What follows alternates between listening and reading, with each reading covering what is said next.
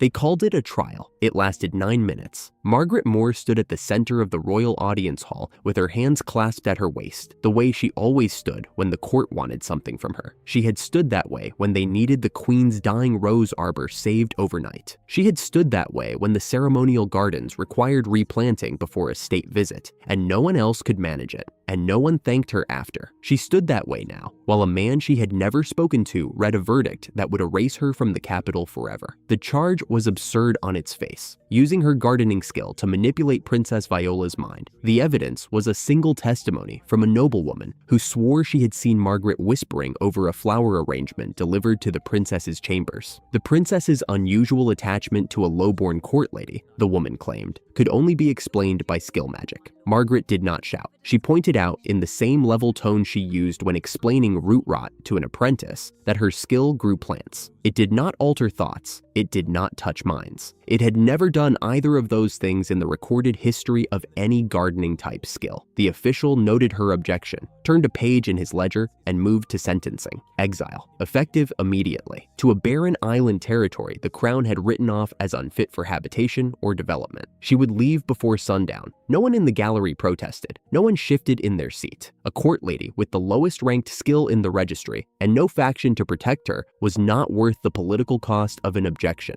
and every face in that hall knew it, except one. Across the room, half hidden behind a column in the upper gallery, Belinda Stella watched with the particular satisfaction of someone admiring a finished painting. The Duke's daughter had not testified. She had no need to. The witness was hers, the political cover was hers. The outcome decided before Margaret set foot in the hall. She did not gloat openly. She simply made sure Margaret could see her face, and she smiled. The words that found Margaret were not delivered to her directly. They were murmured to a companion, pitched to carry just far enough that the useless gardener would rot on a dead rock, forgotten by everyone who mattered, and that the princess would find more suitable company by the end of the season. Margaret's fingers tightened against each other. Her knuckles went white. She did not reply. There was nothing to reply to. Belinda had stripped her name, her position, and her only friendship in one stroke, and the court had held the door open while she did it. Princess Viola had fought. Margaret knew that because the sentence was exile and not imprisonment. The princess had spent whatever influence she held and managed to reduce the punishment, not overturn it. The Duke's faction outweighed one princess's friendship with one court lady. Gardening. The word had followed Margaret since the day her ability was named, like a stain she could not scrub out. Every noble received a unique skill at their coming-of-age ceremony: swordsmanship, alchemy, healing, architecture. Hers had come up at the very bottom of the registry, a gift for making things grow. 25 years old, 7 years of faithful service, and she had never once been measured by what she built, only by the word printed next to her name. The official pressed his seal into the wax. The document was done.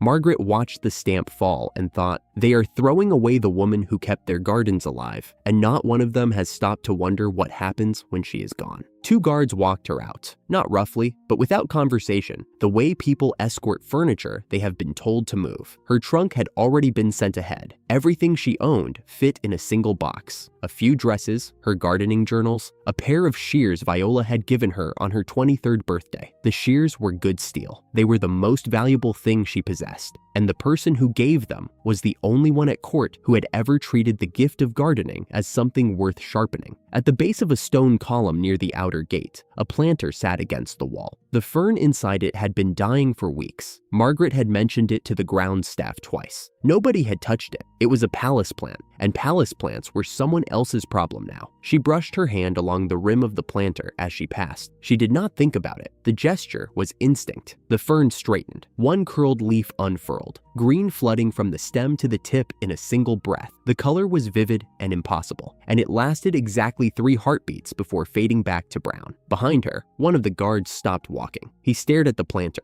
then at Margaret's back, then at the planter again. His mouth opened. No sound came out. She was already past the gate. Margaret did not cry on the walk to the carriage. She did not look back at the towers she had served since she was 18. She walked out of the only life she had ever known with her jaw set and her spine straight. They would learn. Not today, not soon. But the people who had called her useless and smiled while they sent her to rot would come to understand exactly what they had thrown away. And by then, it would be far too late to ask for it back. The island looked exactly the way a punishment was supposed to look. Est Island sat on the gray sea like a bruise, dark rock and brown scrub. The dock was rotting in 3 places. The path from the shore climbed through weeds taller than Margaret's waist, thick-stemmed and vicious. She recognized the species from a text on invasive root systems she had read years ago, sugweed. It drained the soil and regrew faster than any crew could clear it. The kingdom had tried to develop this rock and failed. That was why they sent exiles here. The land was designed to break whoever worked it. The man waiting at the top of the dock path did not look broken. Ricardo was tall, lean, dressed in a linen shirt that had been pressed that morning, despite there being no one on the island to notice. His posture was tired but upright, and when he reached out a hand to help her off the gangway, the grip was warm and steady. "Lady Moore," he bowed, not the shallow nod a man offers a convict sharing his exile, but a proper bow, the kind reserved for equals. "I was told you were coming. I wish the circumstances were kinder." Margaret stepped onto solid ground and looked past him at the island. Dead fields, rock, weeds choking every surface. A modest manor in the distance, small and plain, but cared for. "You are Marquis Ricardo," she said. His mouth twitched. "Out here, that title carries roughly the weight of a paper hat." He gestured at the weed-choked slope behind him. "The weeds are winning by a margin I am embarrassed to name." She had expected resentment, another exile forced to share his punishment with a stranger.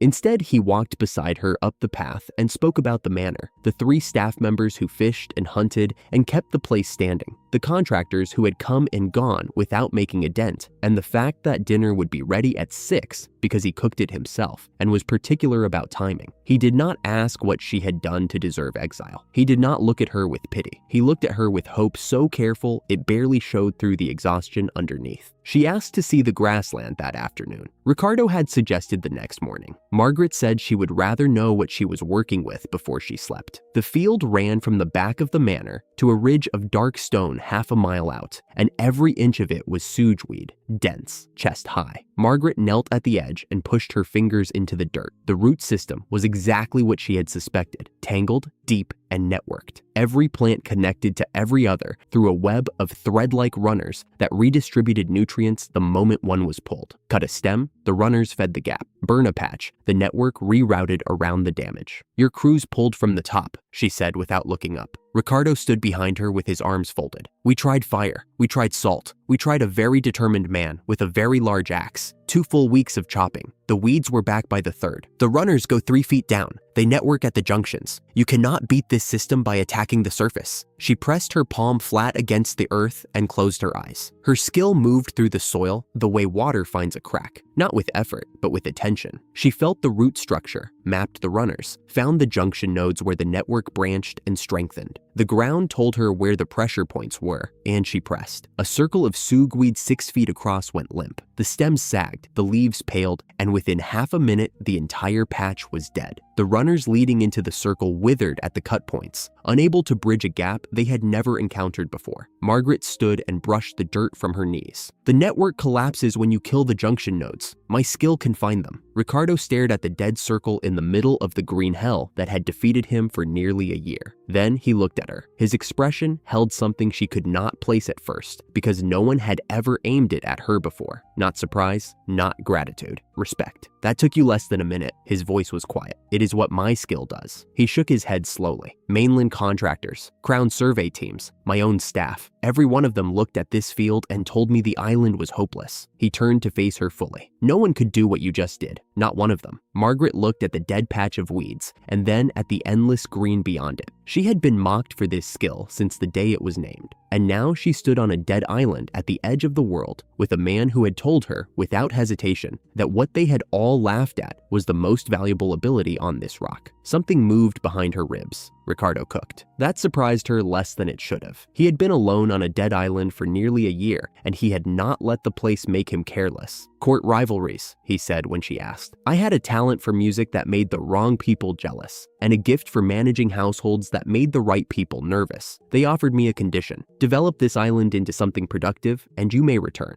They expected it to be impossible. They were nearly right. Nearly. He glanced at her. "As of this afternoon, I have revised that assessment." Margaret set down her spoon. She had spent the carriage ride and the boat crossing thinking about what came next. She had spent the time the way she spent everything, reading the system, working the problem, finding the leverage. "This island is not a punishment," she said. "It is raw material." Ricardo raised an eyebrow, but did not interrupt. "The soil is degraded but recoverable. I could feel the water table this afternoon, intact, 3 feet below the root layer. The stone ridge has quarry-grade material. The coastline is sheltered enough for a harbor on the south face. The kingdom wrote this place off because no one they sent could solve the weed problem. I can solve it. Everything after that is engineering." He leaned back in his chair. "You have been here 6 hours. I have been underestimated my entire life." Her voice was even. "That is a great deal of time to think about what you would build if anyone ever gave you the ground to stand on." Margaret let the silence sit. Then she spoke again. "They called me useless. Every noble at court, every official who signed a ledger, every servant who repeated a joke they heard upstairs. The duke's daughter stood in the gallery and promised I would rot here, forgotten, on a rock no one wanted." She looked directly at Ricardo.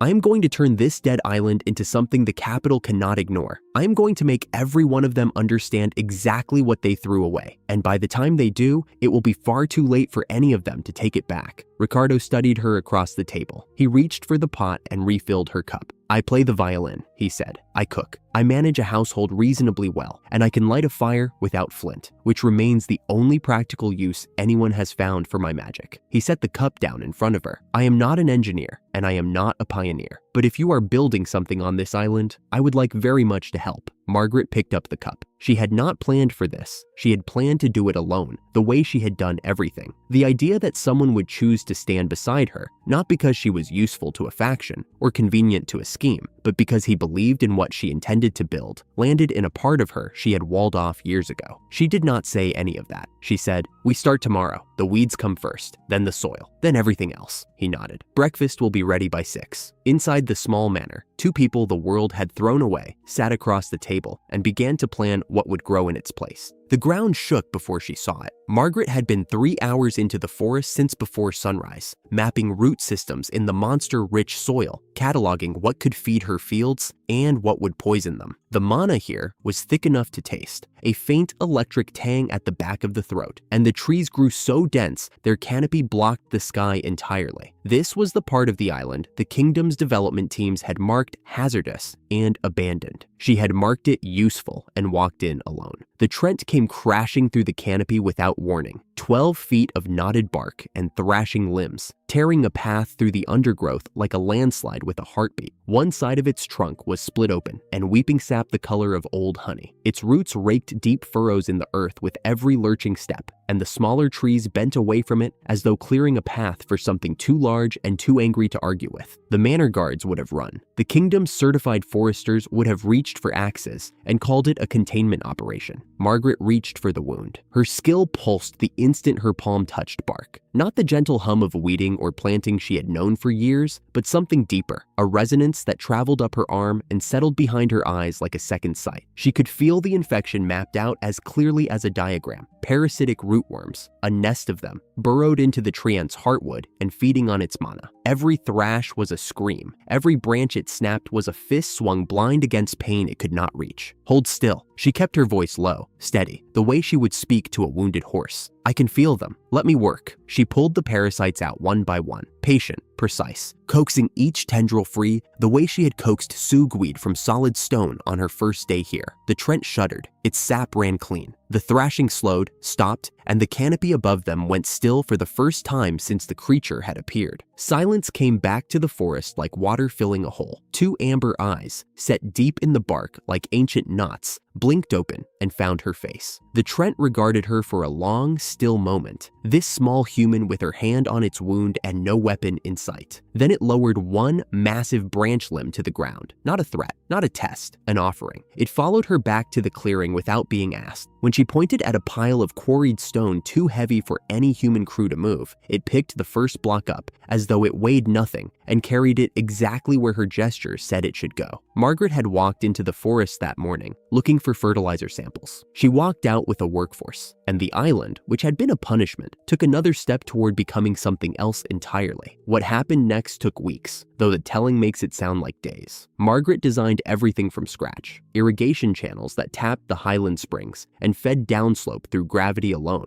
No pumps, no mana cost. Drainage trenches that pulled salt water away from the lowland plots before it could poison the root beds. Crop rotations timed to the island's own growing cycle. One plot resting while the next peaked. The soil never exhausted. No yield wasted. She did not guess at any of it. Her skill let her read soil composition by pressing her palm flat to the ground, and every day it showed her more. She could sense water paths underground, like veins on a living body, and redirect them through root networks she cultivated for exactly that purpose. Ricardo kept the operation breathing. Meals, tool procurement, supply schedules, the daily logistics of a settlement that was growing faster than either of them had planned. He kept the machinery oiled while she built the engine, and he did it so well that Margaret almost never had to think about provisions or timelines, which was, she suspected, exactly his intention. Marcus arrived on a supply barge in the third week. He was a builder, a genuine master of stone and timber, exiled to Est Island for what the court system called insubordination, and what anyone with honest hands would call refusing to cut corners for a corrupt contractor. Broad-shouldered, blunt, and precisely as talented as his reputation suggested. He surveyed Margaret's channel blueprints for 2 full silent minutes, turned them over, studied them from the other side, and delivered his assessment. These are actually quite good. From Marcus, that was the highest praise in his vocabulary. He built what she designed: stone weirs that held through the first heavy rain, raised beds with drainage that kept the roots dry,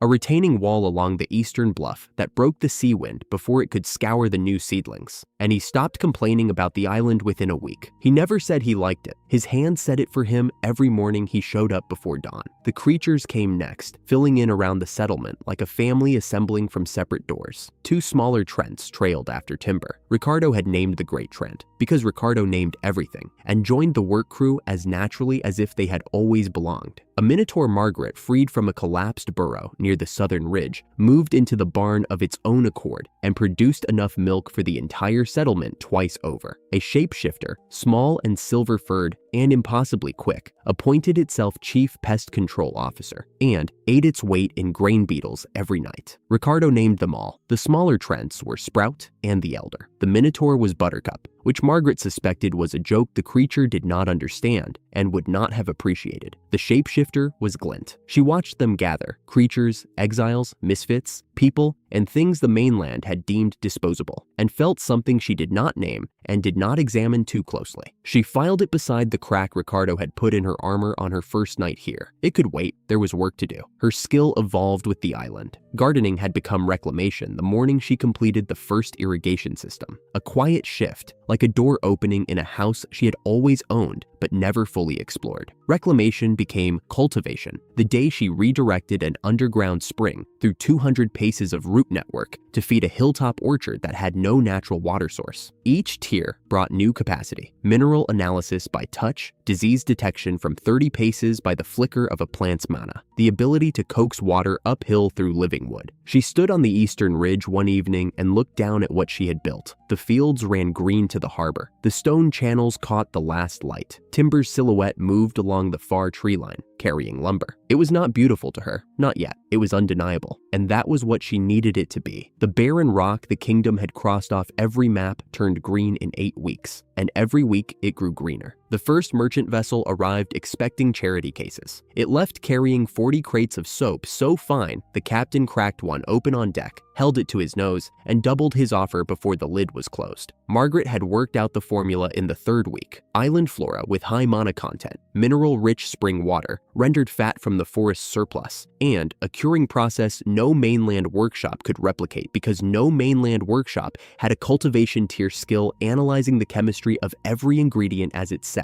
The soap was almost an afterthought. The real cargo was the preserved produce, stone fruit, aromatic herbs, slow-smoked grain, all of it arriving in capital markets, looking and tasting fresher than anything grown within the city walls. The island's soil was rich with mana, and mana made everything it touched a little more vivid. The capital had nothing to compete. Ricardo negotiated the way he did everything, warmly, patiently, and with an edge hidden so deep You only felt it when the deal closed. He turned away the first 3 bids and let the merchant stew overnight on the dock. The 4th offer, submitted the next morning by a trader who had spent the night calculating auction margins, was triple the original. "You undersold us on the soap," he told Margaret that evening in the manor study, pouring wine with the satisfied air of a man who had just won a hand of cards without showing his full set. "Next shipment, I set the price." She raised her glass. "You set the price. I grow the product. Deal." He touched his glass to hers and held her gaze a beat longer than the toast required. She noticed. She did not look away. Within 2 months, the island's trade stamp was a known quantity in the capital's high-end markets. Not Margaret's name, not yet. But the goods carried an origin, and the origin was a rock the kingdom had used as a dumping ground for people it wanted to forget. And anyone with a functioning memory was beginning to ask the obvious question: who, exactly, was running this? Margaret let the question travel. She was building something else. After the last lamp was trimmed and the house was quiet, she sat at the manor desk each night and wrote. Not recipes, not trade ledgers, a record, dates, names, the exact wording of the charge that had exiled her, the procedural violations in the tribunal, the witnesses Belinda had pressured into silence, the timeline, mapped out in plain language, that proved the accusation was fabricated from nothing. She wrote it in duplicate. 1 copy went into the manor safe. The other she kept under a false panel in her work satchel, within arm's reach at all times. The file was not anger. It was architecture. She was not nursing a grudge. She was building a case, the way she built everything else, carefully, thoroughly, and designed to hold weight when the time came. The evidence file had no title. It did not need one.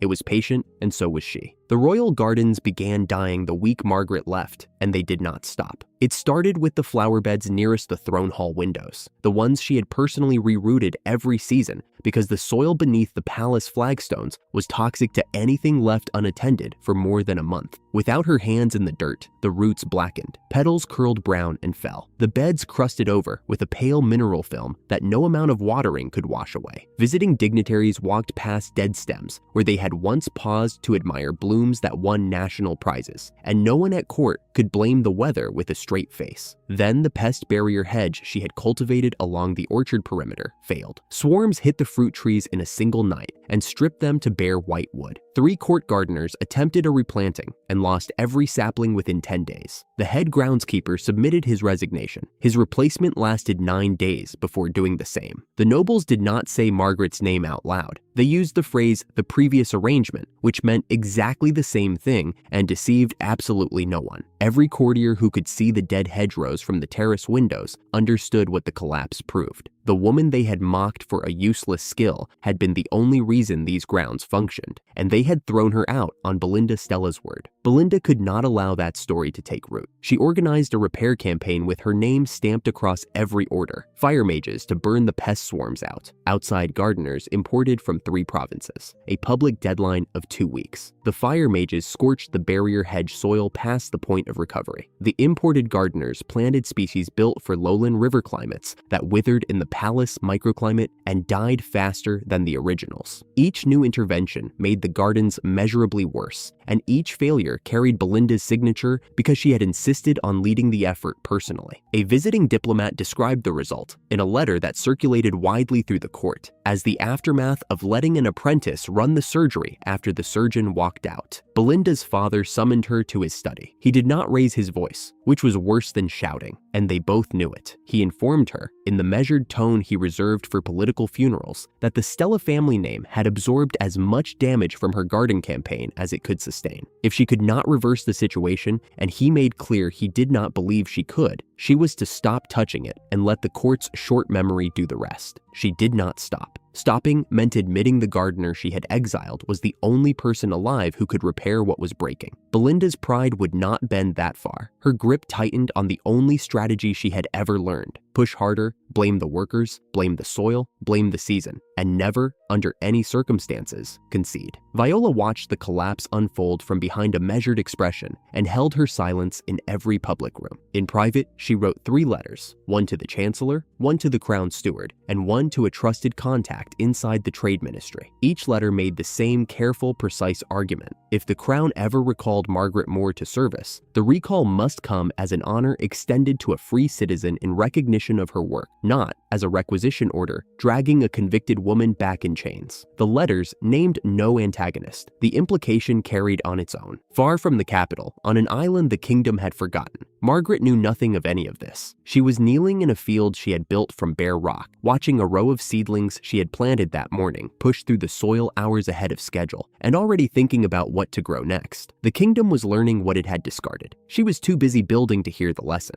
The island was green in every direction now. The terraces climbed the hillside thick with crops. The orchards were setting their first fruit, and the irrigation channels Margaret had threaded through the soil hummed with clean water day and night. Trade ships came twice a week. The settlement had a rhythm, a pulse, something that felt less like a punishment and more like a place worth keeping. Margaret was sketching plans for the northern slope when the morning supply boat brought someone she had not requested. The girl who stepped off carried one trunk, a letter of introduction, and a set of orders she was never meant to show anyone. Her name was Carmilla, a viscount's daughter, she told them, which happened to be true. Interested in practical horticulture, she added with a straight face, which was not. The letter bore a stamp from a minor trade bureau, unremarkable, easily overlooked. The real directive was sealed in a compartment stitched into her trunk lining. Ruin the development, document every failure, and report back to Belinda Stella. Belinda had not accepted defeat. The trade markets were beginning to whisper about a certain island whose produce put the mainland to shame, and she had done what she always did when the world refused to bend to her liking. She reached for someone she could squeeze. The Camillo house owed the Stellas 3 generations of debt. One letter from the Duke and Carmilla's family had no room to refuse. They packed their daughter off the way one sends payment on a ledger. Margaret met her at the dock with dirt under her nails and a warm handshake. "You must be the new apprentice. Come on, I will show you around before the sun gets too high." She saw a slight young woman with sharp features, guarded eyes, and rough palms, and she assumed what anyone would have assumed. Another cast-off looking for honest work. Ricardo carried the trunk up the hill. Carmilla followed, watching Margaret walk ahead through the rows of green. She had been told this place was failing. She had been told the woman running it was a scheming fraud who had bewitched the princess. The green said otherwise. The fields said otherwise. The massive treant shifting through the morning mist at the top of the hill said otherwise. Something tightened behind Carmilla's ribs, and she pushed it down before it could take shape. Margaret assigned her to the south terrace. Seedlings, compost rotation, basic irrigation maintenance. She told her to ask if she needed anything and then walked off to inspect a drainage line, already thinking about something else. Carmilla watched her go and spent the rest of the afternoon mapping the infrastructure she had been sent to destroy.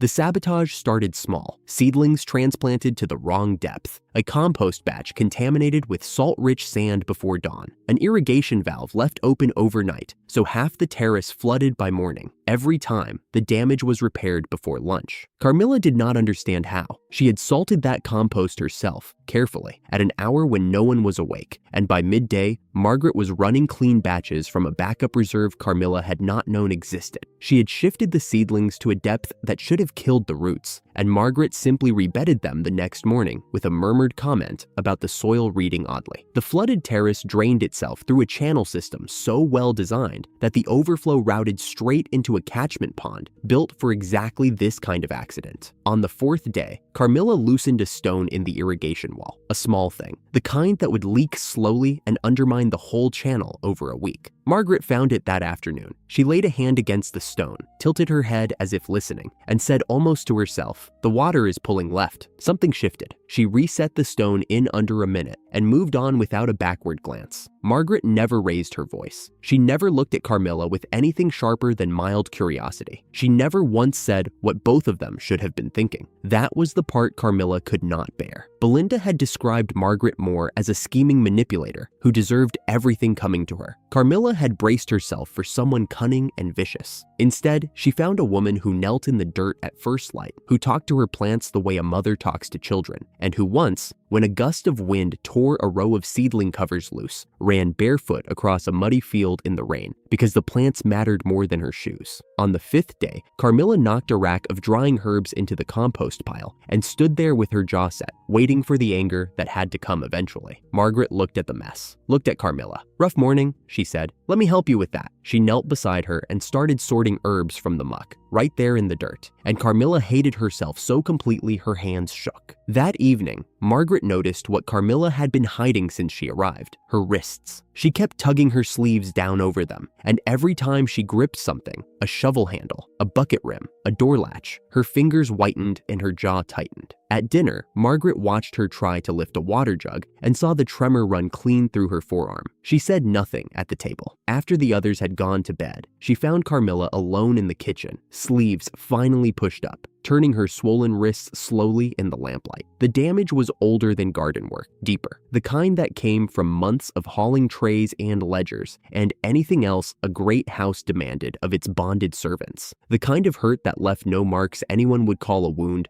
but never quite healed. Margaret sat down across from her, set a clay jar on the table, and opened it. A sharp green smell filled the room, comfrey and the mineral-rich moss that grew only near the island's hot springs. "Give me your hands," Carmilla pulled back. "It is nothing. It is not nothing." Margaret held the jar out and waited. She did not explain, did not bargain, did not attach a single condition. Carmilla looked at her for a long time. Then she laid her hands on the table, palms up, and let Margaret wrap the poultice around each wrist with the same unhurried care she used on damaged roots. Neither of them spoke. The lamplight played across the stone walls. Outside, Timber's silhouette shifted against the stars as the great treant settled in for the night. When she finished, Margaret corked the jar and slid it across. "Every night before you sleep. The swelling will go down in a week." She stood and walked toward the door. She had not mentioned the seedlings, the salt, the flooded terrace, the loosened stone, or the drying racks. Not one word. "Why?" Carmilla's voice cracked. Margaret stopped in the doorway. She did not turn around. "Because you are in pain," she said, "and I can fix it." She left. Carmilla sat alone with the jar in her hands and the orders in her trunk upstairs, and the whole rotten scaffolding of her mission collapsing under its own weight. 2 nights later, Carmilla knocked on Margaret's study door. She did not wait for an invitation. She walked in, set a bundle of sealed letters on the desk, and said, "I was sent here to destroy you."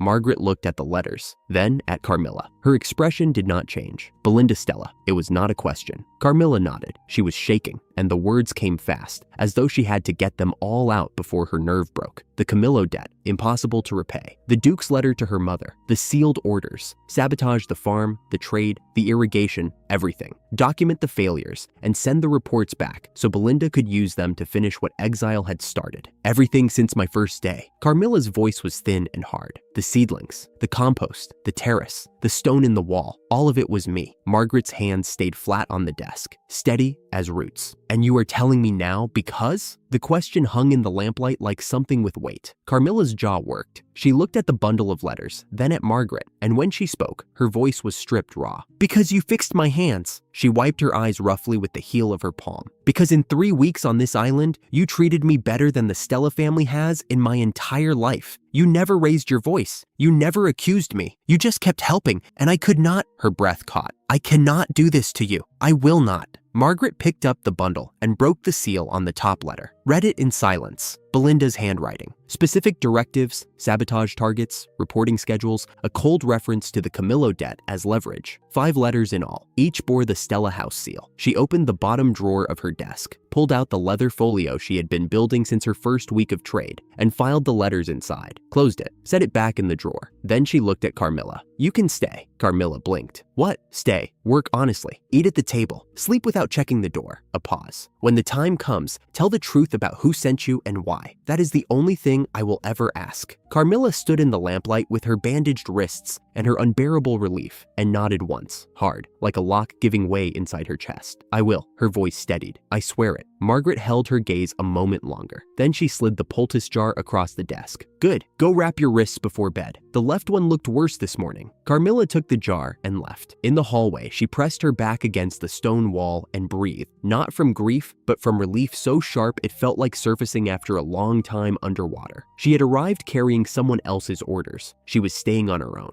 Inside the study, Margaret turned the folio over in her hands. The letters filed beside everything she had been collecting since her first week. The trap Belinda had set was now the rope. The raid came 9 days later. at the dead hour between midnight and dawn, when the island was dark and still. Margaret was not asleep. She had been expecting something like this for weeks. The mana-rich soil was a beacon, and it drew wild things from beyond the island's shores the way a lit window draws moths. So she had built for it, resonant stakes along the perimeter that hummed at frequencies most creatures could not tolerate. Trip lines connected to iron bells on every field boundary. A series of sound traps designed to funnel anything airborne into a narrow corridor where the stakes hit hardest. The bells sang. Margaret was out the door before the echo died. A flock of dark-feathered, sharp-beaked creatures had descended on the south terrace in a shrieking wave. Dozens of them, wheeling above the fields, battering the crop covers, circling in tight, furious loops. They were drawn by the mana and enraged by the hum of the stakes. Ricardo was beside her in moments, fire already curling between his fingers to light the field. Carmilla came running from the bunkhouse with a lantern in one hand and a shovel braced in the other, eyes wide, feet moving. Margaret listened. The creatures screamed every time they crossed a resonant stake, disoriented, banking hard, but they kept wheeling back, close to the right frequency, not quite there. She dropped to one knee beside the nearest stake, pressed her palm flat to the soil, and felt the vibration through the root network she had threaded beneath the fields. The upper register. That was where they broke. One sharp twist, and the hum climbed higher. The flock shattered. Creatures scattered upward, shrieking, banking away from the terrace in wild arcs. A second adjustment on the eastern line drove the stragglers after them, pitched just above what a human ear could follow, but devastating to anything with their kind of hearing. Ricardo's fire lit the retreating shapes against the night sky until the last of them cleared the tree line. The south terrace stood, crop covers torn, one channel cracked, a few stakes tilted, nothing that could not be repaired by noon.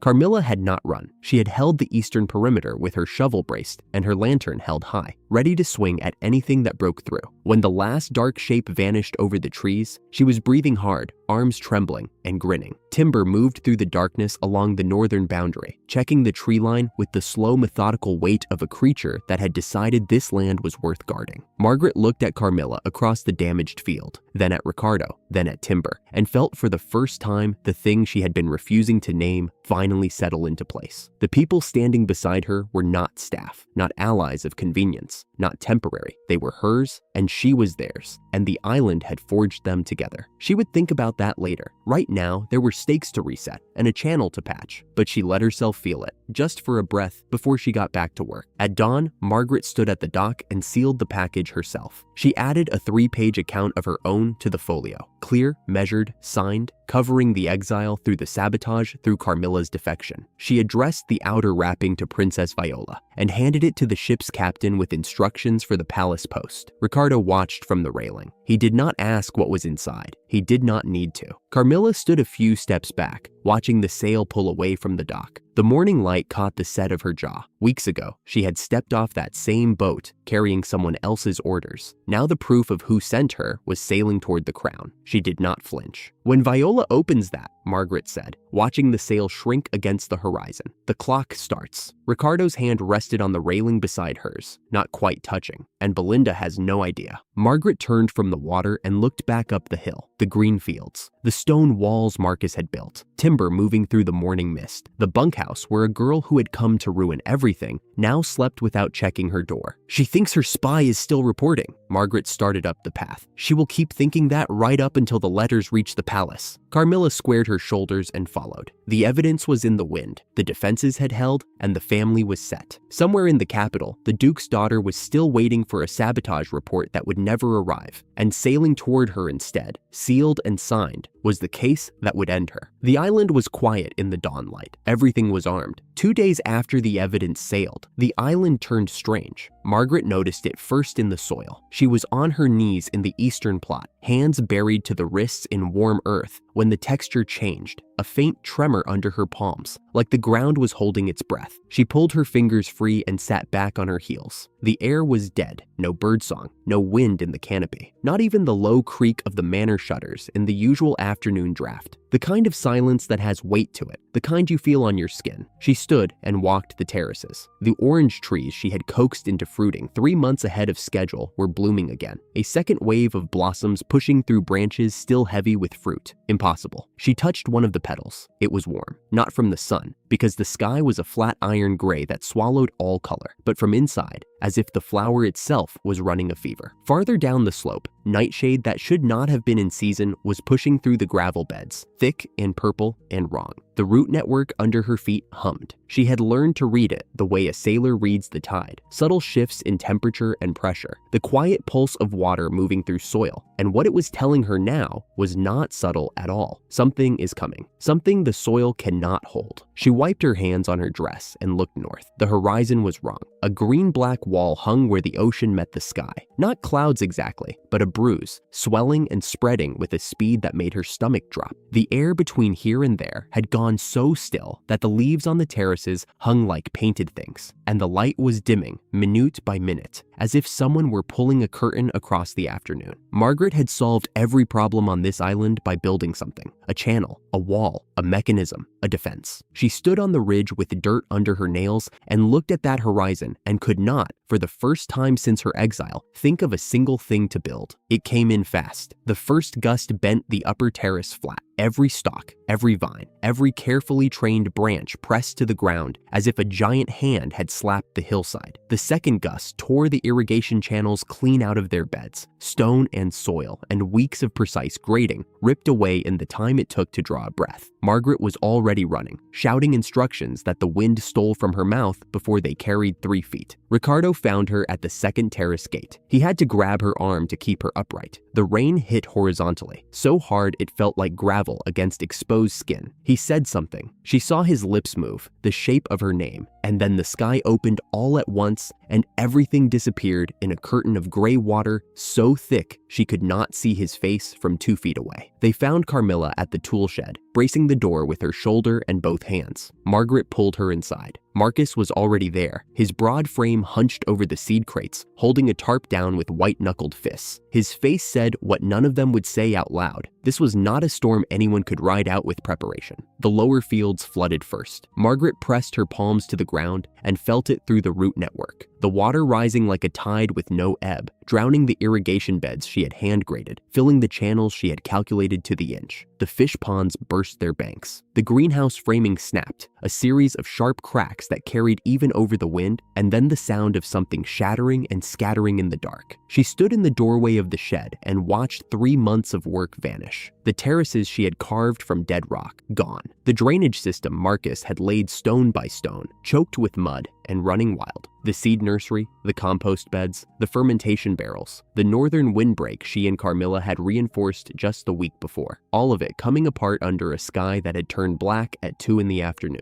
Water poured down the hillside in sheets, and every channel it touched became a river that tore through whatever stood in its path. "We go to the manor." Ricardo was at her ear, close enough that she finally heard him over the roar. "Now!" They ran. The wind was a physical thing, a hand pushing against their chests, finding every gap in their clothes, trying to throw them sideways with every step. Marcus broke trail, his stocky body cutting a path through the gale. Carmilla kept pace at Margaret's shoulder, her sleeve torn from catching on the shed door, her hair plastered flat to her skull. Ricardo had one hand on Margaret's back, steadying her every time a gust tried to put her on the ground. The manor appeared as a gray shape in the murk. Its stone walls, the oldest structures on the island, were the only things still standing with any confidence. They made it to the front steps, and Margaret turned at the door and looked back. She could see nothing but water and wind and the skeleton of what she had built. The sound was enormous, a continuous roar that swallowed everything, even thought. Timber was out there. Margaret saw the great treant through a flash of lightning. 12 feet of knotted bark and moss, standing in the gap between the main path and the manor's west wall, where the wind was channeling hard enough to rip shingles from the roof. The Trent's massive branch arms were spread wide, roots dug deep into the saturated ground. Its body blocked the channel completely. Behind it, the wall held. In front of it, the full force of the storm hammered into bark and wood and living tissue, and timber took every bit of it without shifting an inch. "Timber!" Margaret screamed it into the gale. "Come inside!" The Trent did not move. Its amber eyes, deep-set and ancient and steady, found her through the curtain of rain. There was something in that look she recognized, the same stubbornness she had seen in the creature's face the day she healed its trunk, when it had refused to leave her side afterward. Loyalty that does not calculate, loyalty that simply stays. It was not going to leave. She watched it take the storm. Every gust hammered the treant's chest like a battering ram. Branches splintered from its arms, one and then another, and then a third, torn free and flung into the dark. The moss on its trunk ripped away in patches, exposing raw, pale wood beneath. Still, it leaned forward into the wind, the way a man walks uphill with a weight on his back, and the manor wall behind it held because the wind could not get past. Then the sky broke. A white column of lightning struck the ridge behind the manor, close enough that the air itself cracked, and the blast of wind that followed was not wind anymore. It was a wall, a solid physical force that caught Timber full in the chest, and the sound that came out of the Treant was something Margaret would hear in her sleep for months. A deep, hollow crack, the sound of a living thing breaking at its center. The great tree went down. It fell slowly, the way old things fall, its arms reaching for the ground it had guarded, its trunk splitting with a long, tearing groan that the storm carried away. The impact shook the earth under Margaret's feet. She was running before she knew she was moving. Ricardo's voice behind her calling her name, and the rain in her eyes, and the wind trying to throw her sideways. And none of it mattered, because the tree was down, and the tree had gone down for her. She reached it. The Treant lay on its side in the mud, its trunk cracked open where the blast had caught it. The amber eyes were dimming, still open, still finding her through the rain, but fading. One massive branch arm was still extended toward the manor wall, still reaching, still shielding, even fallen. Margaret dropped to her knees. She pressed both hands to the bark. She pushed everything she had through the root network, every scrap of the skill the court had laughed at, every technique she had honed through months of daily practice, and felt it go nowhere. The damage was too deep, beyond soil, beyond roots, beyond anything she had ever learned to mend. No, the word came out so small the storm nearly took it. No, no, no. She had healed this tree. She remembered the day, her third week on the island, when she had found it thrashing through the forest with parasites in its heartwood and its sap the color of old honey. She had knelt in the dirt exactly like this and pulled every tendril free until the sap ran clean and the first new leaf unfurled. She had watched it grow into the tallest living thing on the rock. It had carried lumber for Marcus. It had walked the perimeter the night of the raid. It had stood in this gap tonight because she had saved its life once, and this was how it chose to answer, and she could not save it back. The rain hammered down. Ricardo reached her and knelt beside her in the mud. His hand found her shoulder. He did not speak. There was nothing to say that the storm had not already said. Margaret looked up at the sky, black, roaring, indifferent. The island she had built from nothing was being torn apart around her, and the creature that loved her enough to stand in the gap. For the walls she raised lay broken at her knees, and she, the woman who solved everything by building, had nothing left. No tool, no system, no invention, no answer. She put her forehead against Timber's bark and closed her eyes. The rain ran down her face, and she could not tell anymore where the water ended and where the rest of it began. And she felt, for the first time since her exile, completely and utterly powerless. She did not decide to do it. There was no thought, no calculation, no engineering, just a sound that came from somewhere below her ribs, not quite a scream and not quite a prayer. Pressed into the bark of the fallen tree with her hands flat against its trunk, and in the center of her chest something answered. It started in her palms, a warmth familiar, the same warmth she had felt in the palace corridor on the day of her exile, when her hand had brushed a planter, and the dying fern inside had come alive for a single heartbeat before anyone could see. The same warmth she had poured into every seed and every root and every inch of dead soil she had brought back to life on this island. But tonight, it did not stop at the soil. It went up. Light spilled from her hands, not fire, not magic in any form the court's scholars had named or cataloged. Something older and deeper, a pale gold that ran up her wrists and along her forearms and kept going, bleeding into the air like ink dropped in clear water. She opened her eyes. Her palms were incandescent. The rain falling around her caught the light and turned into something that looked like falling sparks, each drop a tiny ember that flared once and vanished. Ricardo staggered back. She heard him say her name, sharp, once. Not a question, a recognition. The sound of a man who had just understood something enormous and could not yet find the shape of it. The light climbed. It left her body and rose into the storm, and where it touched the underside of the clouds, they recoiled, pulling back like something scalded, curling inward on themselves. Margaret felt it in her chest, a connection she had never known existed, a thread running from somewhere behind her ribs straight up into the sky, taut and humming, and the sky was listening. She stood. She did not remember standing. The wind was still screaming, and the rain was still hammering down, and the light was pouring out of her in steady waves, and she raised her hands because it felt like the only thing her body knew how to do.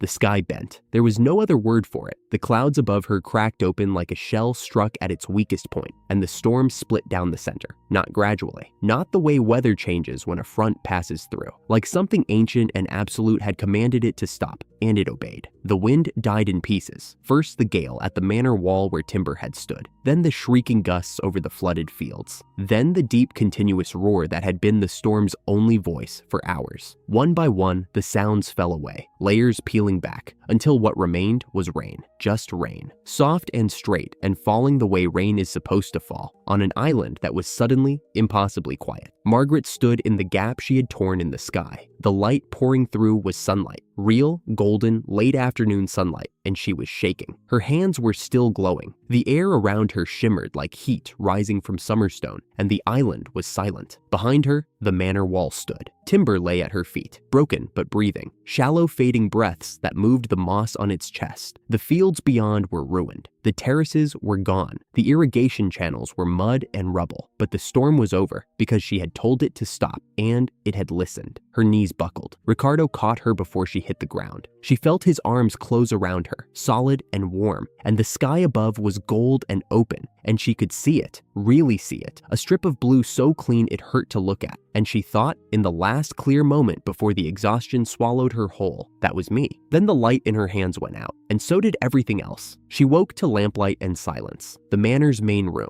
Someone had laid her on the long table with a folded cloak beneath her head and a blanket pulled over her body. Through the tall windows, the sky was gold and violet, the kind of sky that comes only after a storm has scoured the air completely clean. Her hands ached. Her whole body ached, deeper than muscle, deeper than bone, as if something at her center had been wrung out and hung empty. Carmilla sat on the floor against the far wall, knees drawn up, her face streaked with dried mud. She was watching Margaret with an expression Margaret had never seen directed at her before. Not fear, not pity. Something closer to reverence, held very still, as though Carmilla was afraid that naming it would break it. Marquis stood by the window, arms folded across his chest, staring out at the clearing sky. He looked like a man who had been asked a question in a language he did not speak and was trying to answer it anyway. Ricardo was beside the table. His hand rested on hers, not holding it exactly, just there, palm to palm, as if he had been checking for warmth and forgotten to pull away. When her eyes opened, he breathed out. One long, slow breath, and the relief in it was bottomless. How long? Her voice came out as a rasp. A few hours. He squeezed her hand once. You should rest. She tried to sit up. The room tilted hard, and she lay back down and stared at the ceiling beams. She could still feel it, the ghost of the thread between her chest and the sky, but it was thin now, faint, like an echo fading in a room that was slowly filling with silence. Timber. The name scraped her throat. Ricardo's fingers tightened around hers. Alive. Barely. Sprout has not left its side. The roots are holding. Margaret closed her eyes. Alive. She let the words sit inside her and did not move. Marquis cleared his throat. When he spoke, his voice was quieter than she had ever heard it. The blunt, literal man stripped all the way down to something raw. What was that? It was not a question. It was a man rearranging everything he knew around a single fact that would not fit into any space he had built for it. I do not know, Margaret said, and that was the truth. She had felt the thread, she had pulled it, and the storm had obeyed. And beyond that, there was only exhaustion and a humming absence where the power had been. Carmilla spoke from the floor without lifting her head from her knees. Her voice was steady, steadier than it had been all day. The prickly bravado replaced by something forged in what she had just seen. No one outside this room finds out. Marquis looked at her. Ricardo looked at her. Margaret looked at the ceiling. She is right. Ricardo said it slowly, the way he said things when the thinking was already finished, and he was presenting the conclusion. A skill that commands the weather, the sky itself bending to one woman's hands. His voice dropped. Do you understand what the crown would do with that? What any kingdom would do?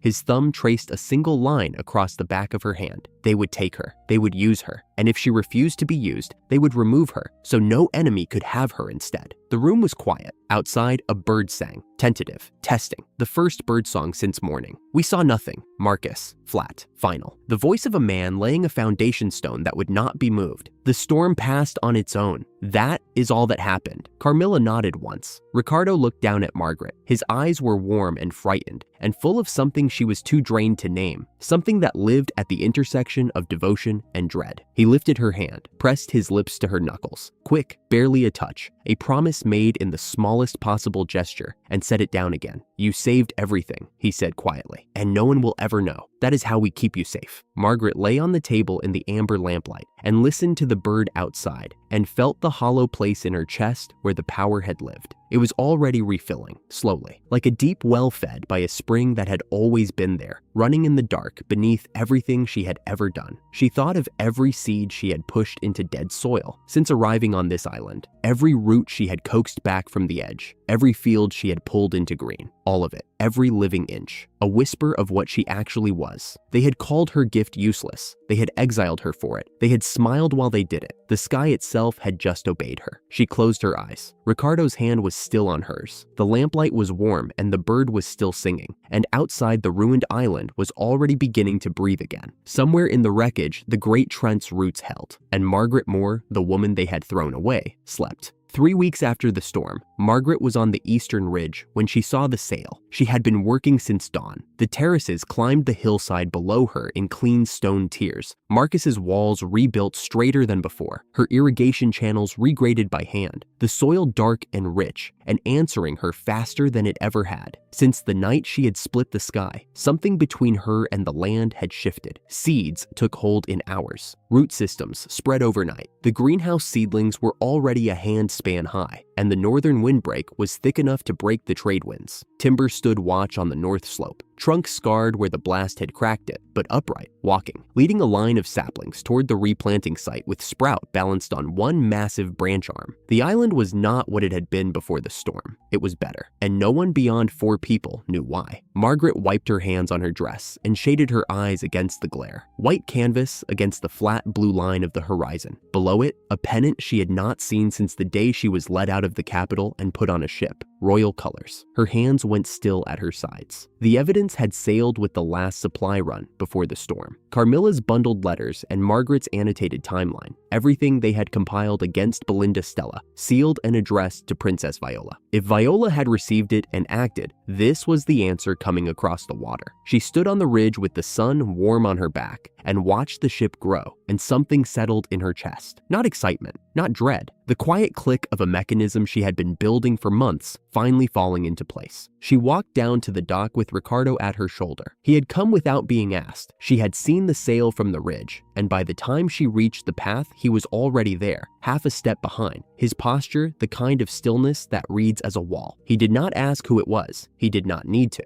The royal pennant said enough. The ship anchored in the shallow harbor. A longboat cut across the calm water and scraped against the dock planks. 6 passengers. 4 wore the gray cloaks and silver clasps of crown inspectors. Document cases, survey tools, ink-stained fingers. The 5th was a royal clerk. The 6th was Belinda Stella. She stepped from the longboat onto the island dock with the careful grace of a woman who believed the ground existed to receive her. Traveling clothes, still fine, still silk, still chosen to project authority, but the fabric was road-worn and her platinum hair was pulled back tighter than fashion required. The way someone braces before a fight they have already begun to doubt. She had come herself. That told Margaret everything. Desperation. The last card played in person, because every card played from a distance had failed. Belinda's eyes found Margaret, and her chin lifted. The same chin, the same ice blue stare, the same posture of absolute certainty that had watched from the edge of a crowd while an official read the exile verdict and ended Margaret's life at court. Margaret remembered the last time she had stood this close to this woman. The palace corridor, the stone floor, the guards at the door, the verdict already signed. Margaret under escort, Belinda in silk. Belinda had murmured it to a companion as Margaret was led past, pitched to carry just far enough, and the line had followed her across the water and into every sleepless night of the first month on this rock. Rot, forgotten, dead island. And now the woman who had said those words was standing on the dock of that island, looking at the green. Belinda turned to the lead inspector and spoke. The tone carried even if the words did not, clipped, dismissive, a hand gesture sweeping the hillside as if to reduce it all to rubble. Fraud. misappropriation, a gardener who had no business pretending she could govern anything more complicated than a flower bed. The inspectors heard her. They also looked at the terraced hillside above the harbor, the engineered waterways gleaming in the sun, the orchard trees heavy with fruit, and Margaret could see the distance opening between what Belinda was saying and what their eyes were telling them.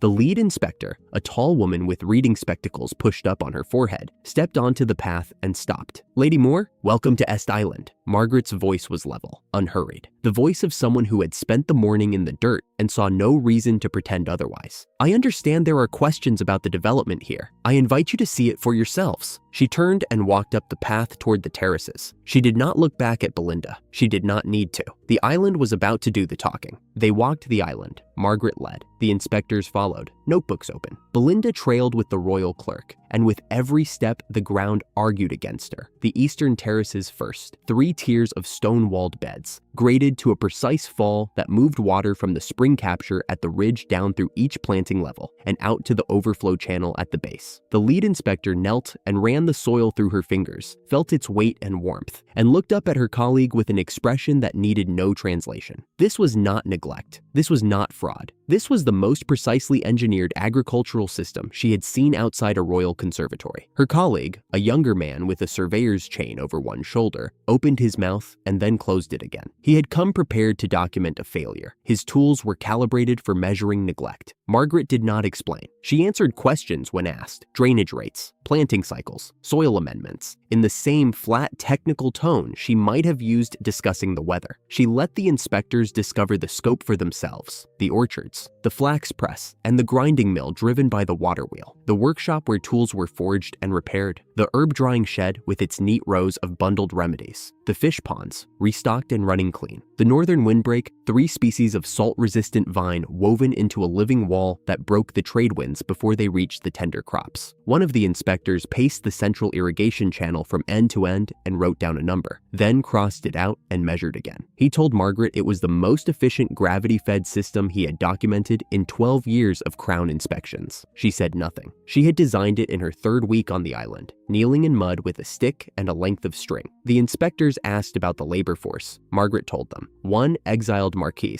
1 master builder, 1 defector from a noble house, a handful of creatures most people would have killed on sight, and her own 2 hands. The inspector wrote that down without comment, but the pen moved slowly, as if the words deserved extra care. The lead inspector stopped at the top of the central ridge and looked down at the entirety of what Margaret Moore had built. Her notebook was no longer scattered observations. It was continuous pages, everyone dense with measurements and notes. She turned to Belinda and began a question about the fraud allegation, and the question died before it finished forming. There was nothing here to call fraudulent, nothing to dismiss. Belinda's jaw was set. Her gloved hands had not unclenched since the dock. She had not spoken since the path, and the silence was not restraint. It was the silence of a woman whose weapon had shattered in her hand, and who had not yet found another. Margaret led them to the manor. The manor's main room was bright with midday sun. Through the open windows, the terraced fields were visible in every direction: green and gold, and stone and water. The entire island's answer laid out like a map behind glass. Carmilla was waiting at the far end of the long table. She stood with a leather case in her hands. Her black hair was tucked behind her ears, her angular face composed into something that was neither the old prickly bravado nor the frightened girl Belinda had sent here. It was calm. The kind of calm that comes after a decision has been made, and the only thing left is to follow through. Belinda saw her and stopped in the doorway. Something crossed her face. Recognition, then calculation, then the first real flicker of fear Margaret had seen on it since the dock. Carmilla did not look at her. She looked at Margaret. Margaret nodded once. "My name is Carmilla Camillo." Her voice was clear and did not waver. She addressed the inspectors, not Belinda. "I was sent to this island 8 months ago by Lady Belinda Stella. My task was to sabotage the development project and report on Lady Moore's activities. I was given written instructions." She opened the case and laid the first letter on the table, then the second, the third, the fourth. 5 letters total, each bearing the Stella family seal in dark red wax, each in Belinda's hand. The lead inspector picked up the first letter and read it through her spectacles. Her face changed. Not shock, something colder. The professional recognition of a crime documented in the criminal's own handwriting. Carmilla narrated the chain. Her voice stayed steady. She pointed to specific passages, dates, instructions, the evolution of the scheme. The false accusation that had triggered Margaret's exile, engineered to remove her from Princess Viola's circle because Viola's friendship gave the gardener a status Belinda could not tolerate. The sabotage orders that followed: poison the soil during the rainy season, spoil the seed stores, undermine the waterworks, report failures, or manufacture them if none existed. Once her voice faltered, when she reached the order to destroy the seed stores, the stores Margaret had spent her first month building from nothing. Carmilla stopped. She looked at the window, at the green, at the nursery beds visible on the slope, and something moved across her face that was not performance. It was the memory of what she had almost done to a woman who had treated her like a person when no one else had. She swallowed. She continued, and threaded through every letter the contempt. References to the gardener, to the dirt woman, to the weed-pulling pet the princess insisted on keeping. The inspectors read those lines standing inside the proof of what that gardener had built, and the dissonance was lethal. And this, Carmilla said, laying the final document beside the letters, is Lady Moore's timeline, Margaret's evidence file, dates, events. Each obstacle traced back through Carmilla's actions to the orders she had received. The room was quiet except for the scratch of the lead inspector's pen. Belinda was speaking. Margaret could hear her. Denials, justifications, context, misinterpretation.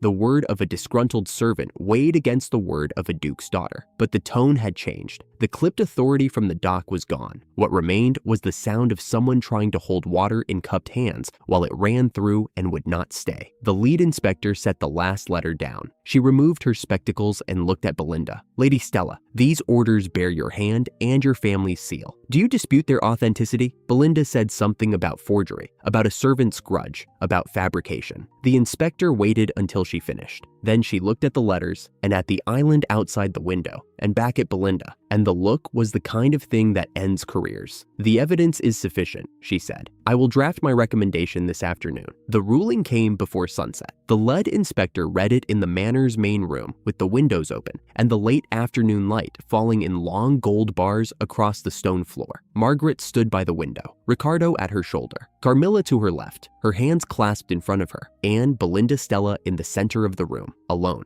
The charges, read without inflection, engineering the false exile of a crown-recognized noble through fabricated accusations, ordering the systematic sabotage of a royal development project, concealing the cause of the royal garden's decline, conspiracy against a member of the royal household. Belinda stood straight, shoulders back, chin up, the posture of a woman who had never once been on the wrong end of authority. But her face was white, not pale, white, the color of something that has had everything drained from it. The inspector continued. Formal recommendation to the crown, stripping of noble rank, dissolution of standing, expulsion from court, referral for criminal proceedings, immediate effect. Margaret felt the words settle in the room, not because they were unexpected, but because hearing them spoken aloud by crown authority in the same room where she had lain powerless 3 weeks ago turned them from strategy into fact. The reckoning was no longer a plan, it was a verdict. Then the courier arrived, a second boat from the ship, carrying a sealed letter from the capital. The Stella family crest pressed into the wax. The lead inspector opened it, read it once, read it again, and set it down on the table beside Belinda's own letters. When she spoke, her voice held something that was not pity, but lived in the same country. The Duke of Stella has been notified of the charges. His response arrived with the inspection fleet. A pause. To contain the scandal to a single member and preserve the family's remaining standing, the Duke has formally disowned Lady Belinda Stella. The room did not make a sound. Disowned. Cut from the house she had wielded like a sword for her entire adult life. The name that had opened every door and silenced every objection, stripped from her in a single paragraph drafted by her own father's hand. Not to protect her, to protect the family from her. Margaret watched it land with the same quiet attention she gave to soil samples and drainage calculations. She had imagined this moment. In the first weeks on the island, when the nights were long and the work was not yet enough to fill them, she had imagined it in detail. The reckoning, the exposure, the moment Belinda understood. In those imaginings, Margaret had been triumphant, vindicated, loud. The real thing was nothing like that. It was quiet and slow, and tasted like cold water after after a long walk. Not triumph, something steadier. The knowledge that the truth had arrived on its own schedule, carried by its own weight, and Margaret had not needed to shout or scheme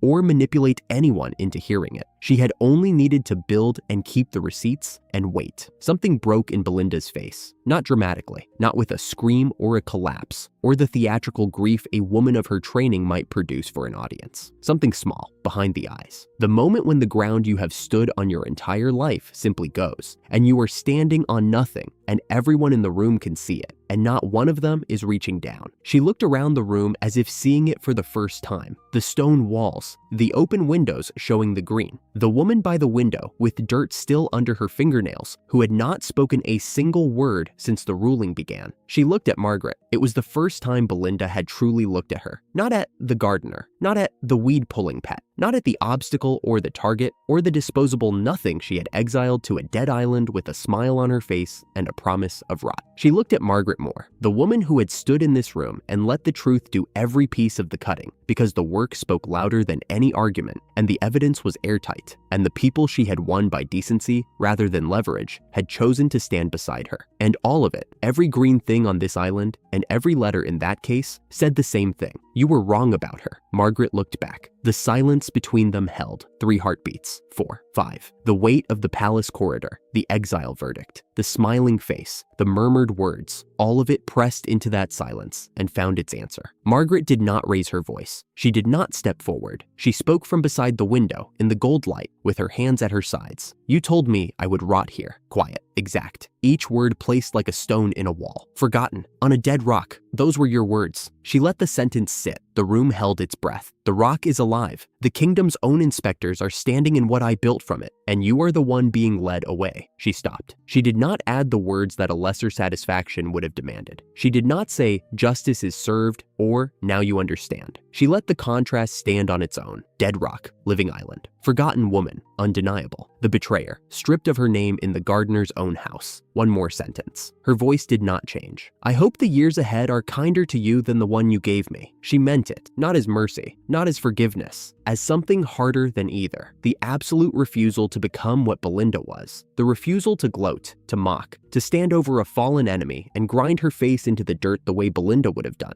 The way Belinda had done, with a smile, in a courthouse, to a woman whose only crime was being born with a skill the court found laughable. Margaret was not that woman. She never would be. And that was the victory that mattered more than the ruling. The room held the silence, the way the island held the afternoon light. Carmilla's eyes were bright. She had walked into this room carrying the evidence that buried her former master, and she was walking out carrying her own name, reclaimed. Ricardo stood at Margaret's shoulder, quiet, present. The man who had held her when the sky drained her, standing beside her now, while the woman who had tried to claim him as a prize was stripped of everything. The inspectors stood apart, their professional detachment carrying an edge of something else. They had come to assess a complaint. They were leaving with the demolition of a duke's daughter and the discovery of the most remarkable development in the outer territories. Belinda's mouth opened. Nothing came out. She closed it. Her eyes dropped to the floor and they stayed there. They led her down the path to the dock. 2 inspectors flanked her, close but not touching. The royal clerk walked ahead with the documents. Belinda walked between them, with her chin still lifted and her posture still trying to hold the shape of a woman who mattered and failing. Margaret followed at a distance. Ricardo walked with her. Neither spoke. At the dock, Belinda paused. She stood at the edge of the planking where the longboat waited and did not step in. For a long moment, she was still. Then, slowly, she turned and looked back. The island rose behind Margaret in tiers, terrace upon terrace of green. Stone waterways catching the amber light. Orchard crowns swaying in the sea breeze. The manor on the ridge, solid and weathered. And on the north slope, barely visible against the fading sky, the scarred silhouette of a great treyant leading a line of saplings into the last of the sun. That was what Belinda saw. She turned away and stepped into the boat. Margaret watched the longboat pull across the calm water to the ship. She watched the ship weigh anchor and the canvas catch the wind, and the hull begin its slow turn toward the capital, and whatever waited for a woman with no name and no house and no one left to blame but herself. She watched until the sail was a white scratch on the horizon, and then just a memory against the deepening blue. Ricardo's hand found hers, not holding, just there. It is done, he said. Margaret looked at the green around her, her island, her terraces, her waterways and orchards, and the manor she had made into a home, the people she had gathered from exile and betrayal and debt, the evidence she had assembled date by date, because she had learned a long time ago that anger gets dismissed and proof does not. She squeezed his hand once, brief, a small gesture holding something larger. Then she turned and walked back up the path. The eastern beds needed weeding. The flax press had a sticking valve. The seedlings in the greenhouse were due for their first thinning. The island was not going to tend itself. Margaret Moore, the gardener they had thrown away, went back to her garden.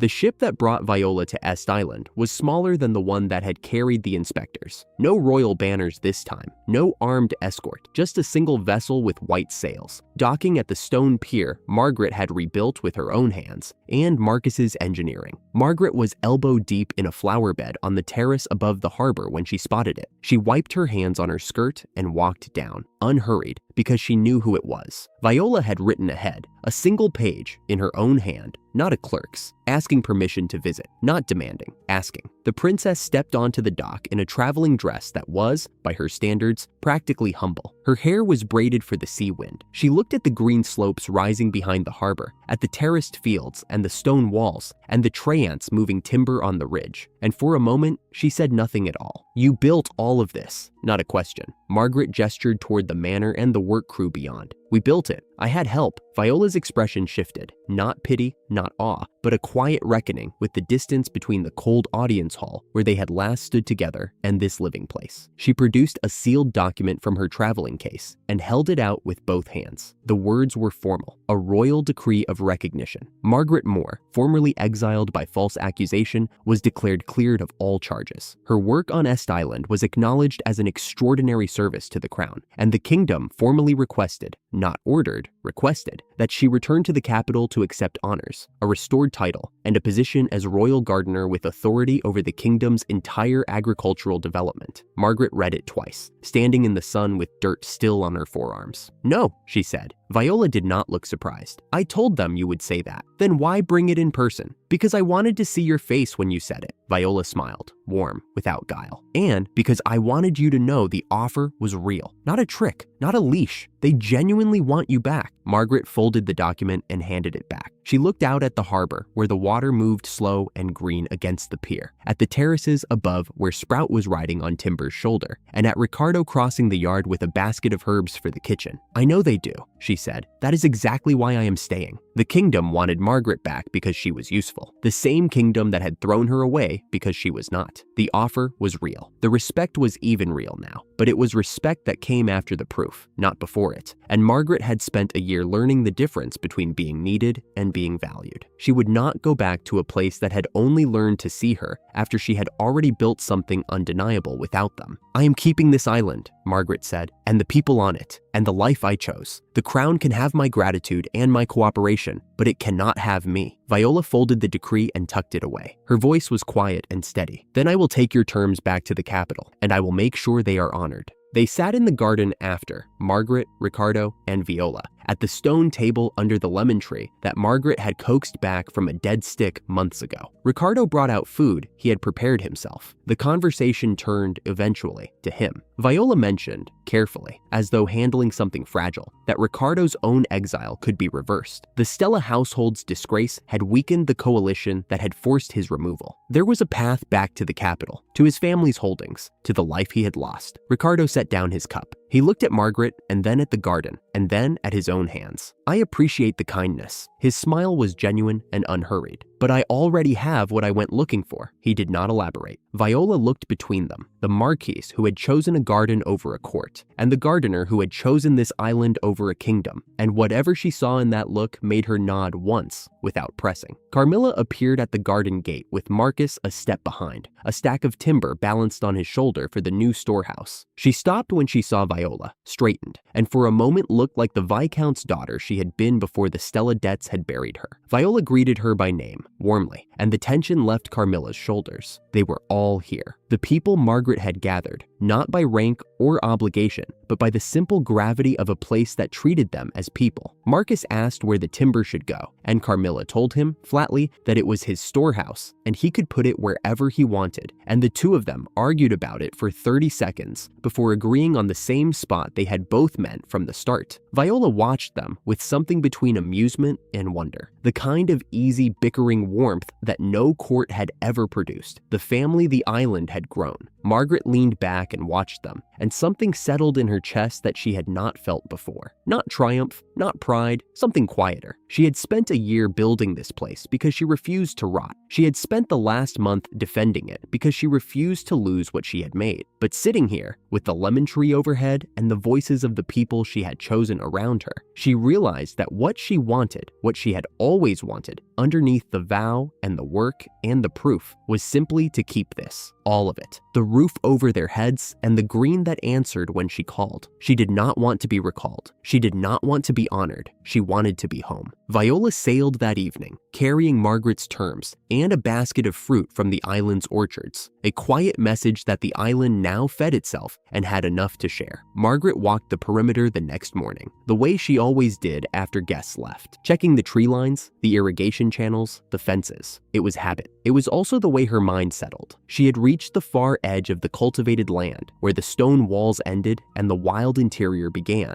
when she stopped. The undergrowth beyond the wall was dying. Not the slow brown of drought or the clean yellow of autumn. Something else. The leaves on the nearest bushes were blackened at the veins, curling inward as though recoiling from their own roots. The soil at the base of a young oak had turned a gray she had never seen in healthy earth. Chalky, powdery, wrong. A patch of moss on a nearby stone had gone from green to a sick bruised purple that looked more like damaged skin than anything that belonged on a forest floor. Margaret crouched and pressed her palm to the earth. The sensation hit her like a wave of nausea, deep, slow, and utterly alien. It was not disease. Disease had a logic, a cycle, a pattern she could feel when her skill connected to living things. This was different. This was something in the ground that did not belong there, something that ached, something reaching up through the roots and pulling the life out of whatever it touched. Her hand came back fast. The wrongness lingered in her fingers like the memory of touching something hot. Beyond the wall, the forest grew darker, thicker, older. The interior of the island that no one had explored since the original settlers had given up and left. The mountains rose behind the canopy in shapes she could not quite resolve through the leaves. She had always meant to push further. There had never been time. Something in there was sick, not dying, suffering. And then she saw the boot prints, 3 sets, pressed into the soft earth just past the wall. Human, recent, heavy enough to suggest equipment. They led into the forest along a line of broken ferns and pressed soil that said someone had walked here deliberately within the last few days. No one from the island had been this far in.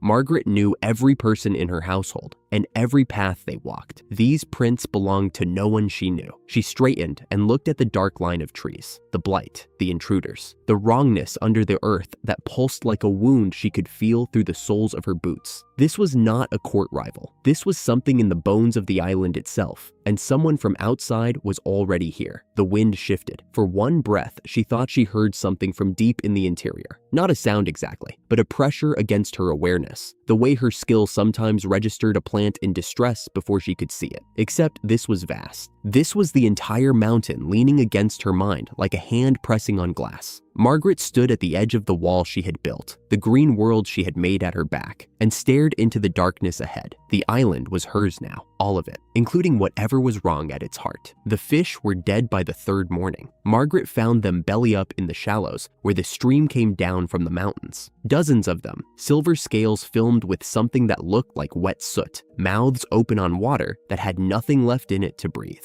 The stream itself ran darker than it should have. Not muddy, not clouded, tinged with something bruised and oily that belonged to no color she could name. She crouched at the bank and pressed her fingers into the soil. It came away cold and slick, the rich brown she had spent months building, replaced by something ashen that crumbled to powder between her thumb and forefinger. The grass along the waterline was black at the roots. Not burned, rotted from the inside, as though the life had been drawn down through the stems and drained into the earth. A week ago, this stretch of bank had been green and thick with ferns. Now it looked like something had reached up from below and pulled the color out of everything it touched. "It's past the second bend," Ricardo said behind her. He stood with his arms folded, watching the tree line where the canopy had thinned since their last visit. Leaves that should have been deep summer green were curling at their edges, pale veins showing through like the bones of a hand held up to lamplight. It wasn't there 2 days ago. Margaret stood and wiped her fingers on her skirt. The corruption was following the water. Everything the stream fed was dying outward from the channel in a widening stripe of gray and black. The mosses, the saplings she had coaxed to root 3 months before, the berry bushes along the bank, gone in a week. A thrush burst from the undergrowth upstream and slammed into a tree trunk. It bounced, righted itself in the air, and dove straight at them with a sound that was not a bird call, something harsh and garbled, almost mechanical. Ricardo caught it in one hand. The bird writhed and snapped at his thumb, then went limp on its own. Its eyes were filmed white, and a dark stain had spread beneath the feathers at its throat. He set the body down gently. That's the 4th this week. They're not fleeing the blight, they're being driven by it. Margaret looked at the dead thrush and said nothing. The creatures that drank from the corrupted water were not simply dying. They were being twisted, turned aggressive, driven outward from the interior, like infection pushing through healthy flesh toward the skin. Then, something pressed against the inside of her skull. Not a sound, not quite. More like a hand laid flat against glass from the other side. A vibration she felt in her teeth and behind her eyes, constant and low. She had felt it before, the day she found the first blackened roots at the forest edge. But today it was louder, closer, and it carried something new.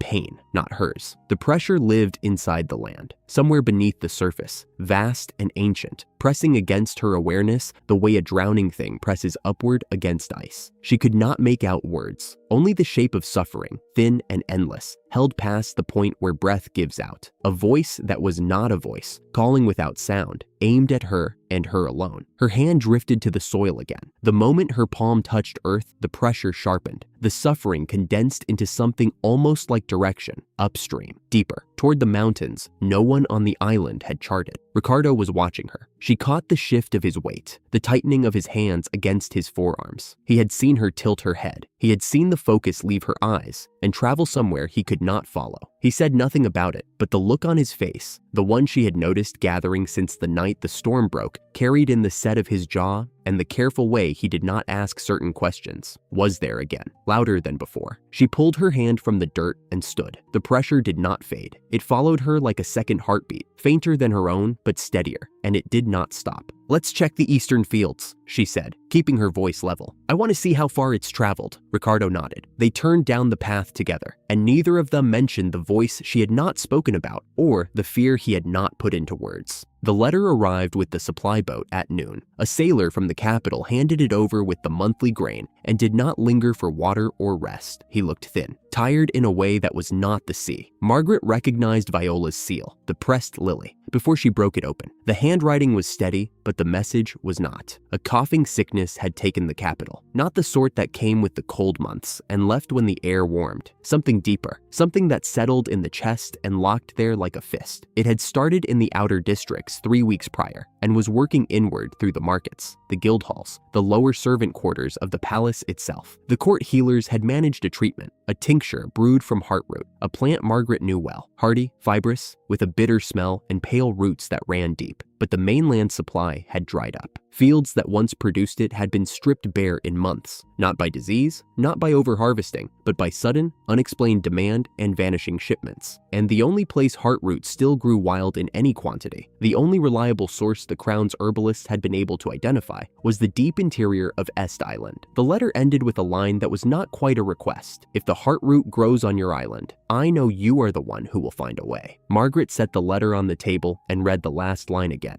The deep interior, the same forest where the blight was bleeding downhill, the same poisoned water, the same dying soil she and Ricardo had been tracking all week. The cure the capital needed was growing inside the thing that was killing everything around it. "The heartroot grows upstream," she said quietly, "past the blight line, past the dead stretch." The silence that followed had weight. Ricardo came around the table and sat across from her. His hands rested flat on the wood, a habit of his when he was steadying himself. The midday light caught lines at the corners of his eyes that had not been there a month ago. "She's asking us to go in," he said. "Not quite a question. She's telling us what the kingdom needs. She's trusting me to decide what to do about it." A pause. Then, carefully, "Margaret, the blight turns animals into something they're not. We've both seen it, and you're telling me the only cure for an epidemic grows in the middle of whatever is doing that." Yes, his gaze held hers. "And you're the only one who can track what's happening underground. The only one who can feel where it's—" He stopped, chose his words the way a man steps around something fragile. "The only one the land speaks to.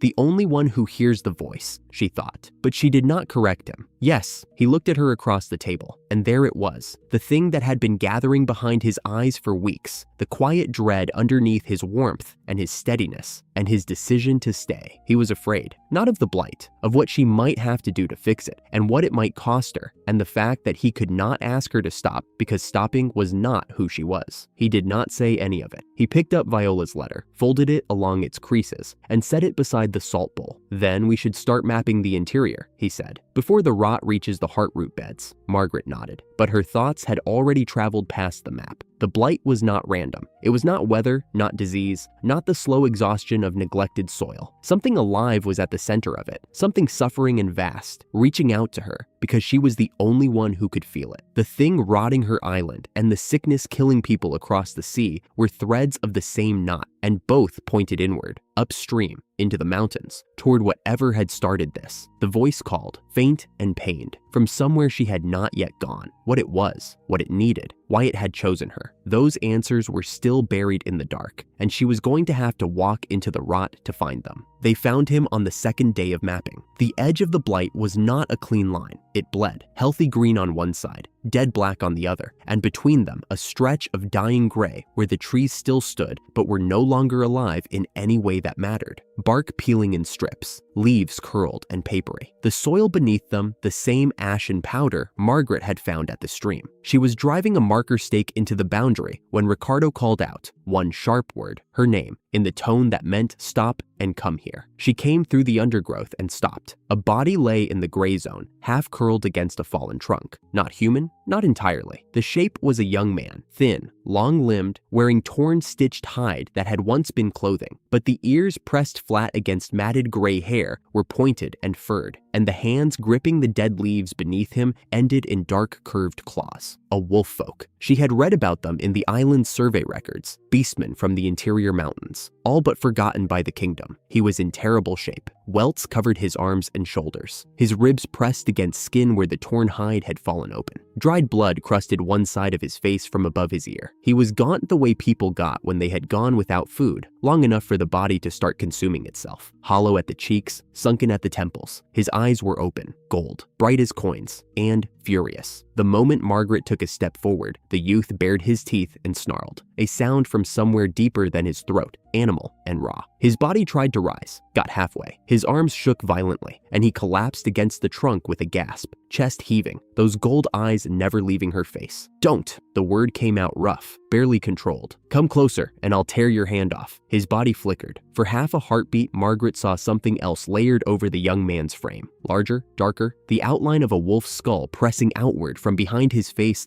like a shadow trying to separate from its body. A shift. He was trying to transform, to call whatever beast form his people carried. The shape held for one shuddering second, then collapsed, and he was just a starving boy again, gasping, claws digging furrows in the dirt. Ricardo's hand had gone to his knife. Margaret shook her head once without turning. Then she crouched, slowly, hands open, palms out, the way she would approach any cornered creature, because that was what he was, cornered and terrified, and spending every last thing he had on pretending otherwise. "My name is Margaret," she said, calm and clear, pitched the way she spoke to the island's animals when they were hurt and did not understand help. "This is my island. I am not going to hurt you." His lip curled. "Your island." A breath that tried to be a laugh, except it turned into a cough that bent him double. When it passed, he spat into the leaves and looked up at her, and the hatred in his eyes was not personal. It was inherited, taught, older than he was. Humans always say that, right before the knife. Margaret did not move. She let the words land and sit between them. The clearing was silent, except for his labored breathing and the faint, wrong rustle of dead branches above. "I have food," she said after a moment, "and clean water. Both are yours if you want them." Gold eyes narrowed. He searched her face the way a man searches a contract for the hidden clause, the line that makes the kindness make sense. He found nothing because there was nothing to find. But the suspicion did not leave. Exhaustion was overriding it slowly, the body's need beginning to outweigh the mind's refusal. Why? The word came out like a thrown stone. Margaret looked at him. The welts, the visible ribs, the trembling hands, the gold eyes that had not blinked once since she knelt, and gave the only answer that was true. Because you're dying, and I'd rather you didn't. He ate like someone who expected the food to be snatched back. Ricardo had built a fire at the clearing's edge, away from the worst of the rot smell, and Margaret had laid out what they carried: dried fish, bread, a full canteen of clean water. The wolf folk youth had dragged himself to the fire without accepting a hand, leaving claw marks through the dirt behind him. He sat hunched with his back against the fallen trunk, knees drawn up, and ate with both hands while his eyes tracked every movement they made. Margaret cleaned and bound the worst of his welts while he chewed. He flinched at the first touch of cloth to skin, but did not pull away. Too hungry to fight and too practical to refuse treatment he clearly needed. "Name," he said between bites. Not a question, a demand. "I told you." Margaret, a snort. "Your real one." "That is my real one." He studied her, chewing slowly. The firelight caught his eyes and turned them to lanterns set in deep water. The fur on his ears lay flat, and there was a nick in the left one, old, long healed. He was younger than she had first thought, she realized. Somewhere between boy and man, impossible to pin down with the hunger pulling his features into sharp angles. "Gray," he said finally. Not an introduction, a concession, grudgingly given. Ricardo sat on the far side of the fire, close enough to reach them both, but giving distance. He had said nothing since the clearing. Margaret knew his silences. This was the watchful kind, the one that kept a hand within easy reach without drawing attention to the fact. Gray finished the bread and drank half the canteen in one long pull. Color was already creeping back into his face, faint but there. He set the water down and stared into the fire, and the silence that settled between them was not comfortable, but no longer combative. "My people live upstream." His voice was steadier now that food had given it weight. "Past the dead stretch. The water turned 3 weeks ago, went dark, like yours. Everything that drank from it got sick. The elders, the pups." He stopped. His jaw worked once, hard. Some of them changed, got violent, lost themselves. Margaret waited. She did not prompt him. "The elders say the mountain spirit is angry." Gray continued, quieter. "They say the old guardian of the grove woke up wrong, and the rot is its pain bleeding into the water. I don't know about spirits. I know the streams are poison and my people are dying. And I came down the mountain to find clean water, and I found this." One clawed hand gestured at the gray forest around them.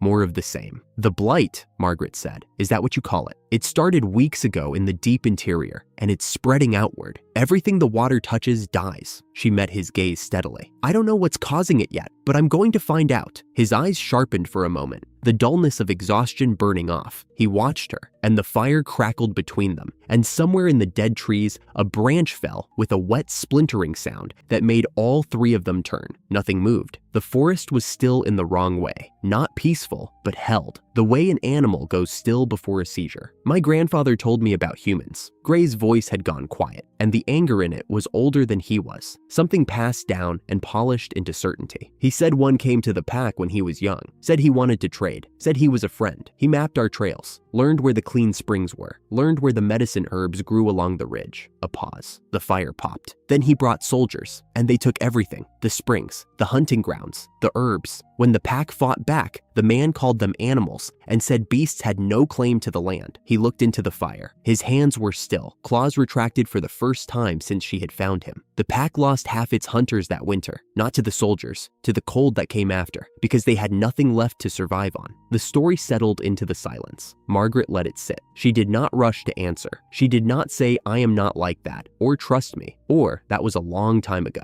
Those were the words his grandfather had already heard once, and they had been worth nothing. Instead, she took the canteen, refilled it from the clean flask on her belt, and set it in front of him without a word. "I can't answer for what was done to your grandfather's pack," she said, "but the water upstream is poisoned, and I have a gift that lets me trace what the land is doing. If there's a way to fix it, I intend to find it." Gray stared at the canteen, then at her. His ears flicked forward, involuntary, quick, the kind of reflex a person does not know they carry. When you find it, his voice was flat. What do you want from us? Nothing. He did not believe her. Every line of his body said so. The locked shoulders, the tension in his jaw, the eyes that tracked her hands whenever they moved. He had been taught from birth that kindness from a human was the opening move of a theft. That lesson lived in his bones, and a meal and a bandage were not going to pull it out. But he was too weak to run, and too practical to starve on principle, and the water she poured was clean. He drank. The fire settled. Somewhere in the dying forest, something heavy moved through the underbrush. Slow, lumbering, not right. Ricardo's eyes found the sound and followed it until it faded into the gray. His hand drifted to his belt. He said nothing. Margaret looked upstream, past the firelight, into the dark where the trees stood stripped and wrong, and the air carried the taste of something that should not have been in the soil. The voice was there, faint, suffering. The pressure behind her eyes that had not let up since the morning she first felt it. Steady as a held breath, patient as grief. Two things she had not known that morning were clear now. The blight had already reached the wolf folk. Their water was gone. Their people were sick. And a boy not far past childhood had walked alone through corrupted forest because there was no one else left to send. And whoever, or whatever, had poisoned the water, it had not been an accident. They followed the river upstream at first light. The forest died in stages. For the first mile, the trees still clung to a few brown leaves, curled and rattling in a wind that seemed to come from nowhere. By the second mile, the leaves were gone. The trunks stood stripped and pale, their bark peeling in long sheets that hung like shed skin, and the canopy overhead was nothing but bare branches laced together against a white sky. The ground between the trees was the color of old bone. When Margaret knelt and pressed her palm flat against it, she felt nothing. No pulse, no thread of moisture, no root reaching back toward her the way healthy soil always did. The connection her skill gave her ended at this dirt. The soil was not dormant, it was dead, the difference between sleep and a stopped heart, and she could feel the boundary as sharply as stepping off a ledge. She wiped her hand on her knee and kept walking.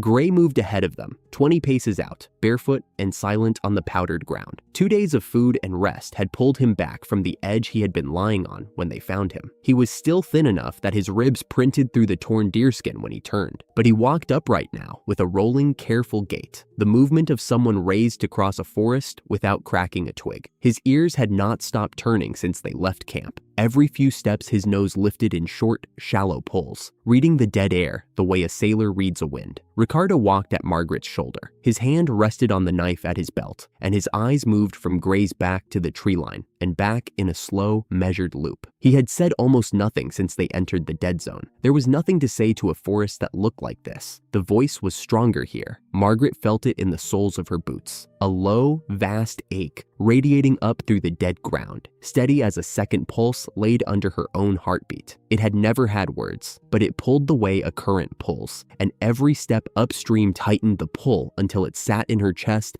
like a breath she could not release. Whatever was suffering ahead of them, whatever ancient thing the wolf folk called the guardian of the grove, it was closer now, and its pain was enormous. She set her jaw and walked into it. They smelled it before they saw it. A sharp green bitterness cut through the dead air, raw and medicinal, sap from a wound too large to close. Margaret rounded a bend in the river and stopped. The grove had been enormous. She could tell by the stumps. Dozens of them filled a clearing that stretched 50 paces from the riverbank to the foot of a low rocky hill. Each stump stood chest high, jagged and splintered, ripped out of the earth by force. Heartroot. She recognized the pale root fibers trailing from the torn soil, thick as a wrist, dangling from the shattered bases like severed veins. The faint mint and copper smell clinging to the dead wood was the same scent Viola had described in her letter, the active compound in the only known treatment for the coughing sickness sweeping the capital. Every stalk had been taken. Margaret crouched at the nearest stump and cleared the dirt from its base. The cut was clean, a saw, not claws or teeth. Beside it, half buried in the ashen soil, lay a length of braided rope, mainland rope. She pulled it free and turned it in her hands. The weave was tight and commercial, the kind sold by the coil in Capital portside warehouses. She had ordered the same type for the manor's rigging 3 months ago.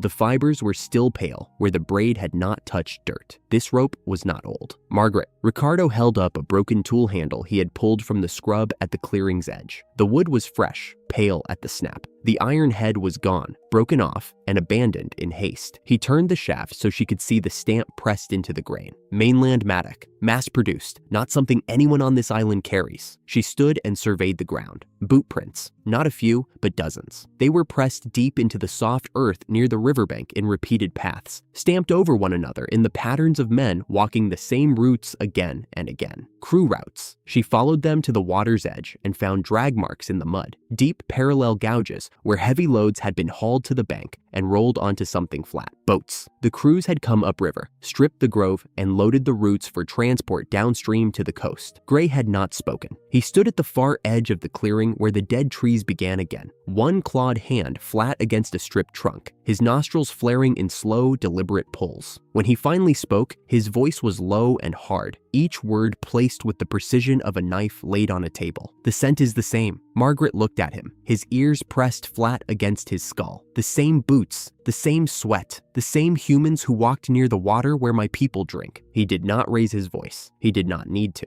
The grooves his claws had cut into the bark said everything his voice held back. You are certain it is the same group? His lip pulled back over his teeth. It was not quite a snarl. It was the expression of someone whose worst fear had just been cut into the ground in front of him. I tracked them for 3 days before I collapsed. I know their stink the way I know my own blood. They walked past my people's springs. They came through our territory. His hand tightened against the trunk. They did not care that we were there. Margaret turned back to the stumps, the torn earth, the pale fibers still trailing from the wounds. She could feel the absence now through her land sense, a hole in the network the island's root systems formed, a place where something had been anchored and was not anchored anymore. The heartroot grove had been a load-bearing piece of the interior's ecology, its roots filtering the water, binding the soil, feeding the chain of organisms that kept the deep forest in balance. Rip it all out, and the balance collapsed. The rot spread downstream. The water chemistry shifted. The creatures that depended on those chemical signals for calm lost them and turned aggressive. The wolf folk, drinking from springs that fed from the same watershed, sickened. The blight was not a curse. It was a consequence. The land coming apart after someone had torn out the thing that held it together. And they had done it knowing exactly what grew here and exactly what it was worth. Gray was watching her. His gold eyes had not left her face since she crouched at the first stump. It was not the spirit, Margaret said. Her voice was quiet and flat. It was not the mountain. It was people. She looked at him across the clearing. The same people who poisoned your water. He did not answer. He did not need to. His claws curled into the bark of the dead tree and stayed there, sunk deep, holding on to the only solid thing in a world that had just confirmed every bitter lesson his grandfather's story had taught him. Gray found the cache. It was set back from the clearing, tucked into a shallow overhang in the hillside above the grove, hidden from the river by a lip of rock and a screen of dead brush someone had arranged to look natural. Canvas tarpaulins stretched over a frame of lashed poles. Underneath, empty crates stacked 3 high, coils of rope, a crate of iron tool heads with the wooden handles removed for lighter transport, a sealed water barrel that was still half full, and a canvas satchel hanging from a peg driven into the rock. The crates were stacked neatly. The tarpaulin was lashed tight. These people expected to come back. Ricardo cut the satchel down and spread its contents on the stone floor. Manifests, shipping tallies, and a sealed letter that had already been opened once and refolded. Margaret took the manifests first, columns in a neat commercial hand. Dates, weights, quantities. Each entry recorded a volume of dried heartroot by the pound, a destination marked only as the capital, and a price. The early entries were high. The later ones were staggering, 10 times what Margaret had seen heartroot sold for in the palace herbalist's records, and those prices had already been steep. She did not need to read every column to understand the trajectory. The numbers climbed as the epidemic worsened. Someone was adjusting the rate upward in lockstep with the dying. These are not wholesale figures. Ricardo leaned over her shoulder, his face grim in the dim light. He pointed at a stamp in the margin of each page, a merchant's seal, a crane in profile above a pair of scales. These are ransom rates. No apothecary guild sets a price like this. Only someone who controls the entire supply can charge it. He straightened and let out a slow breath. One seller, one source. Every healer in the capital buying from the same hand at whatever price that hand demands. The sealed letter confirmed everything. Addressed to a foreman, no name, just the initial, and written in the same neat commercial hand. Margaret read it in the gray light from the cave mouth, and with every line, the picture locked into place. The author instructed his crew to clear the remaining groves before the rainy season made river transport difficult. He acknowledged that the harvesting was accelerating what he called the die-off, his word for the blight, and dismissed the concern in a single sentence. The die-off was an asset, he explained. A sick island could not produce competing supply. A frightened capital paid whatever he named. He reminded the foreman that their backers in the capital expected the next shipment within the month, and that those backers sat highly enough in the government that no harbor inspector would question a sealed crate bearing the right stamp. He closed with a note about the wolf folk. His scouts had reported them growing hostile near the northern springs, and he instructed the foreman to avoid their territory until the creatures, his word, weakened further from the contaminated water. He did not call them people. He called them a seasonal nuisance the blight would resolve on its own. He signed the letter with a full name and a confident flourish. Silas Crane. Margaret set the letter down on the stone floor. Her hands were perfectly steady. "You know the name?" Ricardo asked quietly. She did not, but she knew the architecture. She had spent a year at court surrounded by people who treated suffering as a resource to be managed, and this letter read exactly the way those people thought. Clean, practical, utterly free of guilt. Silas Crane had looked at a plague and calculated a margin. He had looked at a dying island and called it a competitive advantage. He had backers seated in the capital's own government, shielding his shipments, which meant this was not a lone profiteer working from a rented warehouse. It was a funded, organized operation with roots in the same institutions that had once exiled her. The manifests proved he had been running crews on the island for months. The quantities proved he had stripped multiple groves, not just this one. The prices proved he was the sole supplier of the only cure for a sickness that was killing people in the capital at that very moment. And the letter, his own letter, in his own hand, proved he understood clearly and without ambiguity that his harvesting was spreading the rot, poisoning the water, destroying the creatures, and sickening the wolf folk who depended on those springs. He understood it. He accepted it. He called it an asset. Margaret walked back to the clearing with the letter folded in her belt and the satchel of manifests over her shoulder. Gray was where she had left him. He had not entered the cave, had not been invited, had not asked. He had stayed at the grove's edge, crouched with his clawed fingers resting on a dead root, ears turning in slow sweeps, watching the tree line with the focused patience of someone who expected the worst from every direction and preferred to see it coming. When Margaret and Ricardo emerged from behind the rock, his eyes tracked them, tracked her, and did not look away. She stopped at the center of the clearing, between the stumps, where the earth was torn deepest. A merchant named Silas Crane. She kept her voice level, not cold, level. The distinction mattered to her. Cold was armor, level was a choice. He has been sending crews onto this island to strip the heartroot groves and ship the roots to the capital. He is the sole supplier of the only cure for the epidemic. He sets the price, and the price is whatever the dying are willing to pay. She held Gray's gaze. He knows that tearing out the groves is spreading the blight. He accepts it. A worse crisis means a higher price. The clearing held its silence. The river moved without sound. He has backers in the capital government, people seated highly enough that no inspector opens his crates. He believes that no one on this island, human or otherwise, can touch him. Gray's ears came forward, slowly, deliberately, the way they had not moved toward her before. He was not looking at Ricardo. He was not looking at the stumps. He was looking at her with something she had not seen on his face in the 2 days since she had pulled him back from starvation. Not measuring hostility, not calculating the distance to the nearest escape, but a harder thing, rawer, like a door cracked open against its own hinges. Your people's water was poisoned because of what his crews did here. Margaret gestured at the stumps without breaking his gaze. The blight that reached your springs started in groves like this one. It was not the spirit going wrong. It was not the mountain turning against you. It was a man who decided that your people's suffering was a line item on his ledger. Gray's claws tightened on the dead root until the wood cracked. He released it. He stood in one slow, controlled motion, and when he was upright, he did not step away. Ricardo moved forward. His voice was quiet and careful, the voice of a man who had been a marquis long enough to know how power protected itself. Margaret, his backers sit in the capital. We are on an island the crown still treats as a footnote. If we move against a man with that kind of protection, without a case that cannot be denied. He left the sentence open. He did not need to close it. Margaret looked at the stumps, at the scarred earth, at the drag marks where stolen roots had been hauled to the water, at the boot prints of crews who had walked through a dying forest and carried nothing away but profit. Then we make the case undeniable. Her voice carried no heat and no theater. It was the voice of a woman who had already survived one conspiracy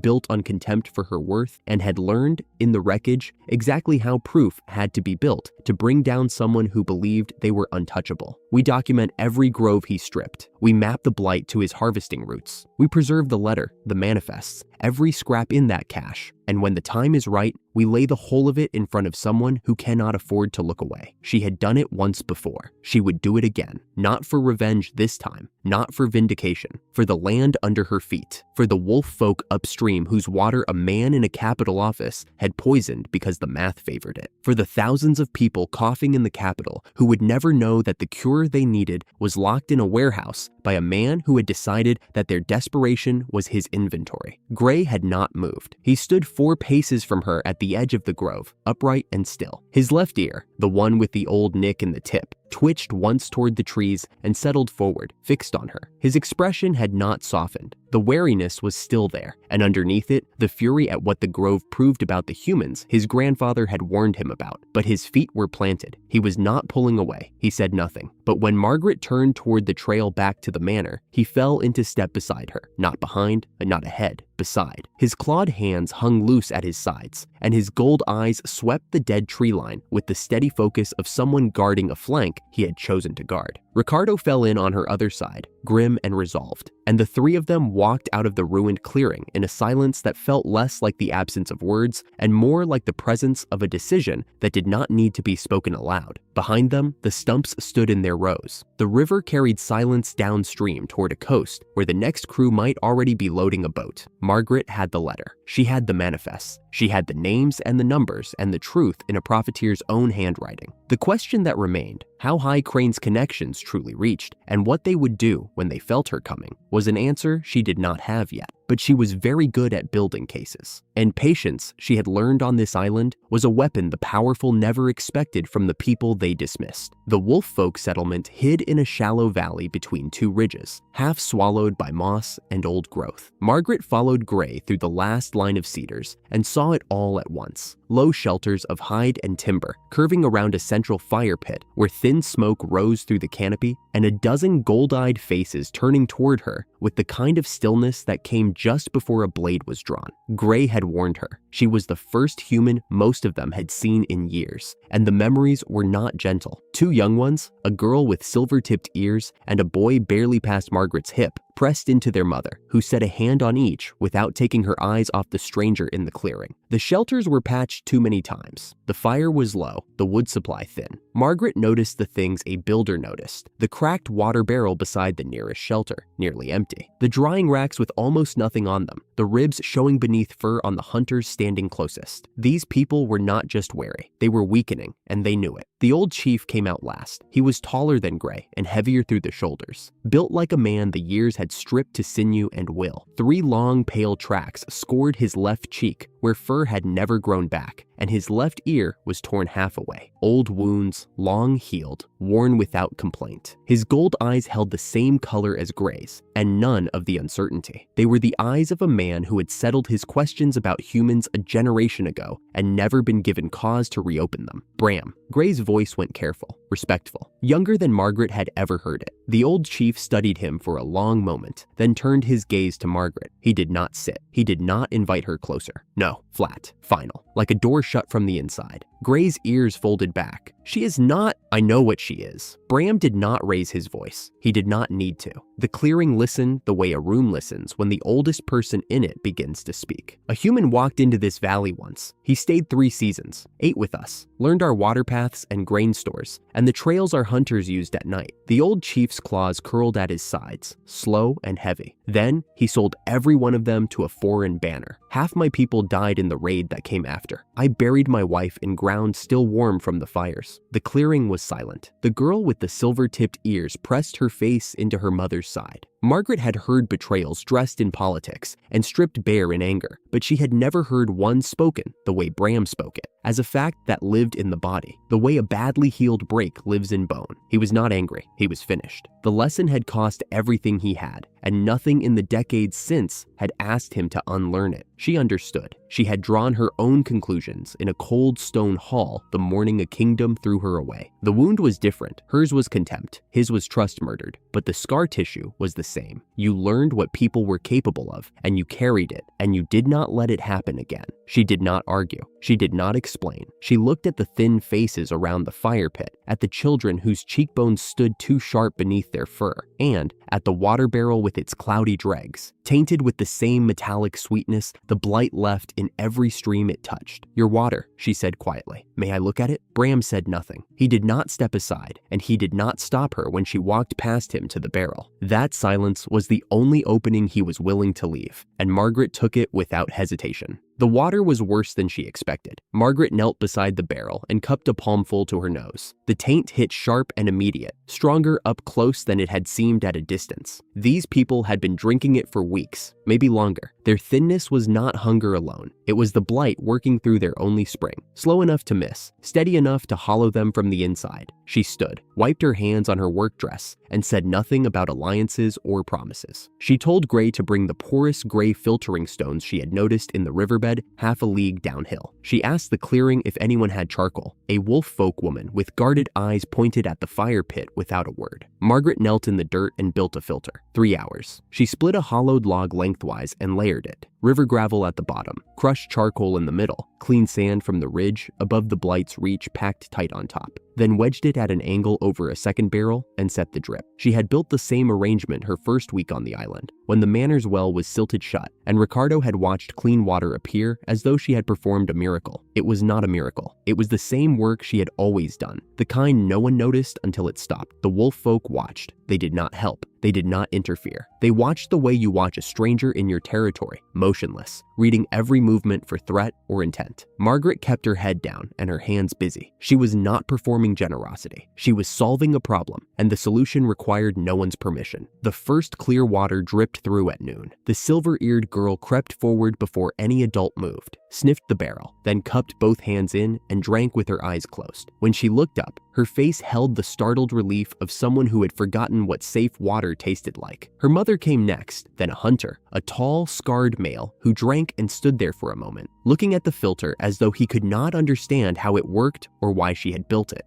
Then another, then another. Margaret did not pause. She was already splitting the second log. By dusk, she had 3 filters running. Gray, moving without being asked, had carried food from the manor's stores. Dried fish, sacks of grain, a cured side of venison Ricardo had prepared. He set it by the fire and stepped back, and the wolf folk who had refused to look at him since his return watched him do it and held their silence. It was not forgiveness yet. It was the quiet that came just before forgiveness found its footing. Bram sat on a flat stone at the clearing's edge the entire day. He watched the water run clean. He watched his people drink without wincing for the first time in weeks. He watched the human woman kneel in the dirt with bark under her fingernails and soil on her forearms, building what his people needed and asking for nothing. He did not speak, but he did not leave. Gray stood by the fire that evening, and Margaret realized it was the first time she had seen him stand at the center of his own people. He was still lean. The binding on his shoulder was still there, but his ears were forward, not pressed flat, and his back was straight. And when he spoke, he addressed all of them, not just Bram, but the mothers who had pulled their children close that morning, the hunters who had turned their backs when he left, and the girl who had been the first to drink. "She found who poisoned us." His voice carried clean across the fire, steady in a way Margaret had never heard from him before. "A human merchant named Crane. He tore out the heartroot groves that kept our springs safe and sold them to the mainland while we sickened. She has his letter. She has the proof." His claws hung loose at his sides. His eyes swept the circle and did not flinch from any face they met. "She could have walked away. She has her own island, her own people. She owes us nothing." He let the words sit. The fire popped and sent a spiral of sparks into the darkening canopy. "I told her the same words grandfather told me, that humans do not keep faith, that she should leave us to handle it alone." He looked at Bram. "She did not leave." His voice dropped, not for effect, but because the words cost him something. She knelt in our dirt and built us clean water with her bare hands. She fed us from stores she grew herself. And she is going into the blight to stop the man who did this to us." He paused. "She is not asking us to follow. She is asking us to let her go." The clearing held still. Firelight played across the faces watching Gray, and Margaret saw something pass through them. A hunter shifting his weight forward. The scarred male who had been the second to drink, uncrossing his arms. The mother loosening her grip on her children by a fraction. Not agreement yet, but the crack that comes just before agreement, when the old certainty shifts and the new one has not yet taken its shape. Bram studied his grandson for a long time. Then he turned to Margaret, who sat near the second filter, sewing a tear in the bark casing with a strip of hide. She was not watching the fire. She was not watching him. She was working, the way she had been working since she arrived,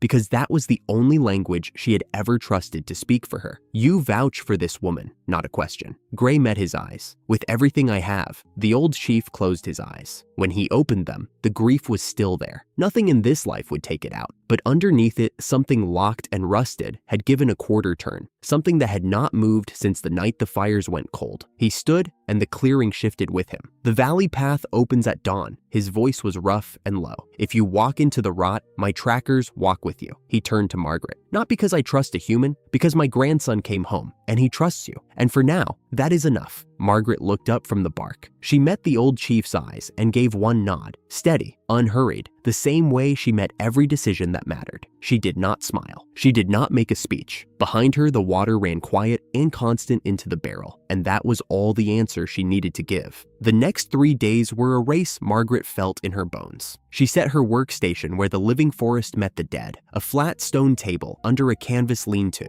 close enough to the blight wall that the air burned the back of the throat, and the nearest trees leaned away from the rot, as if recoiling. Every morning, the black line had crept forward. She measured it by the stumps it swallowed. 3 more yesterday, 4 the day before. A dozen approaches failed before the answer found her. Ash and lye slowed the spread on the surface and left it alive underneath. Fire killed the outer rot and fed the deeper layer. Every remedy she tried treated what she could see and missed what she could feel. A living corruption below the surface that repaired itself faster than any treatment could strip it. She needed something that fought from the inside out. Ricardo brought the key without knowing it. He set a cup of tea beside her one morning. He always seemed to know when she had forgotten to eat, and mentioned the eastern hives, the honey you stored last season. He sat on the edge of the stone table, watching her hands. "You said it had a property you could not explain." He was right. She had cataloged the island's wild bee colonies in her first season, and the honey from the eastern ridge was different, thicker, faintly luminous, with a preservation quality that kept fruit fresh for weeks instead of days. She had filled a dozen jars and set them aside without knowing their purpose. The cleansing water came together in careful layers. Honey dissolved in boiled spring water, drawn from above the blight's reach. Then the herbs, 3 she could name by sight, and 1 she could identify only through her skill, a low-growing fern with pale blue veins that shriveled at any touch but hers. She ground them fine and folded them into the mixture, and it turned from dark amber to something clear and sharp, like light seen through rain. She tested it on a strip of blighted bark. The rot hissed on contact, curled inward, and died. The wood underneath was pale and sound. Ricardo watched the corruption vanish. Something moved behind his expression, pride and relief, and beneath both the shadow that had lived in his face since the night the sky answered her. He said nothing about it. He never did. Margaret saw it every time and let it pass. That conversation belonged to a day when the ground was not rotting under them. "How much can you make?" he asked. "Enough." She sealed the first jar and reached for the next. Not fast. The days folded into a rhythm, boiling, grinding, sealing, and under the rhythm, the clock ran. The blight ate another strip of forest each morning. Bram's hunters returned from shorter and shorter routes with thinner game. The rot, consuming trails faster than the animals could flee them.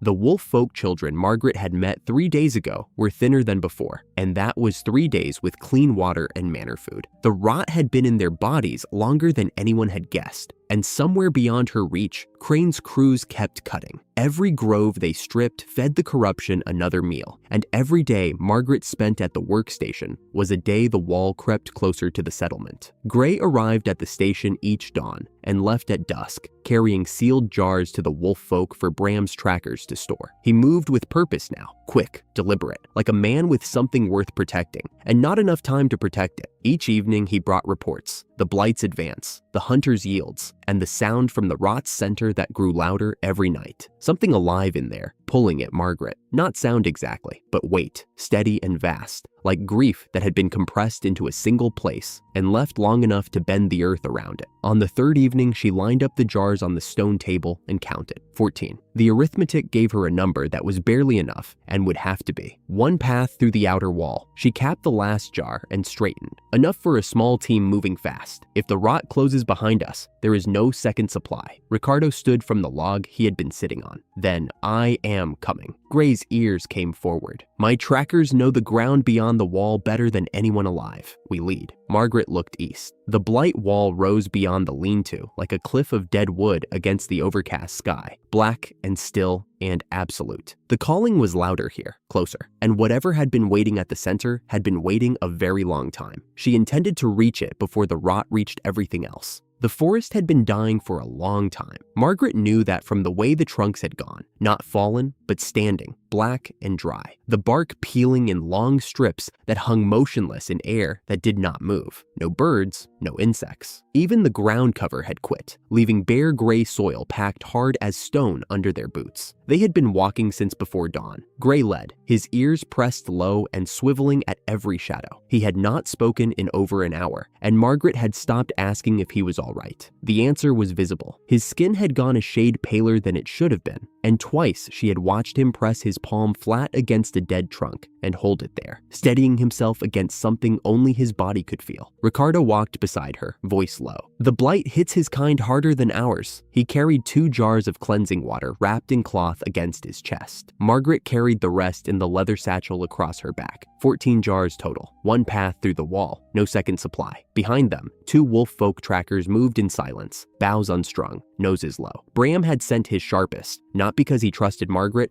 but because Gray had asked. The old chief's concession, 4 bodies, no promises. The trees thinned, or rather, the trees stopped pretending to be trees. The trunks ahead were no longer wood, but columns of solidified rot, black and slick, leaning at angles that defied the slope. The canopy was a lattice of dark strands that blocked the sky without providing shade. Margaret's skin prickled. Her gift stirred, not toward growth, but in warning. The land under her feet was not sleeping. It was screaming, and it had been screaming for a very long time. Gray stopped. There, he said. The dome filled the world. It rose from the ground like a wall built by something that did not understand walls. Not straight, not curved, but both at once, shifting at the edges as if the black surface were breathing. Higher than the tallest tree on the island, wider than the manor compound. The miasma that composed it was not smoke and not liquid, but something between, dense enough to block the light and thin enough to pulse with a rhythm Margaret could feel in her chest. Gray dropped to one knee. His hands were shaking. I can still go. His jaw was set, his gold eyes bright with fever. The trackers behind him looked worse. One had stopped walking entirely, braced against a dead trunk with both hands, breathing in short, shallow pulls. Margaret set the satchel down and drew the first jar. The cleansing water caught the pale light, golden, faintly luminous, still carrying the warmth of the magic bees whose honey had made it. She uncorked it and poured. The water hit the dome's surface, and the reaction was immediate. The black miasma hissed and pulled back, dissolving where the gold liquid touched it, like shadow retreating from a lantern. A hole opened, roughly the size of a doorway, ragged at the edges, the cleared surface revealing not more darkness, but pale gray light on the other side. Margaret stepped forward and looked through.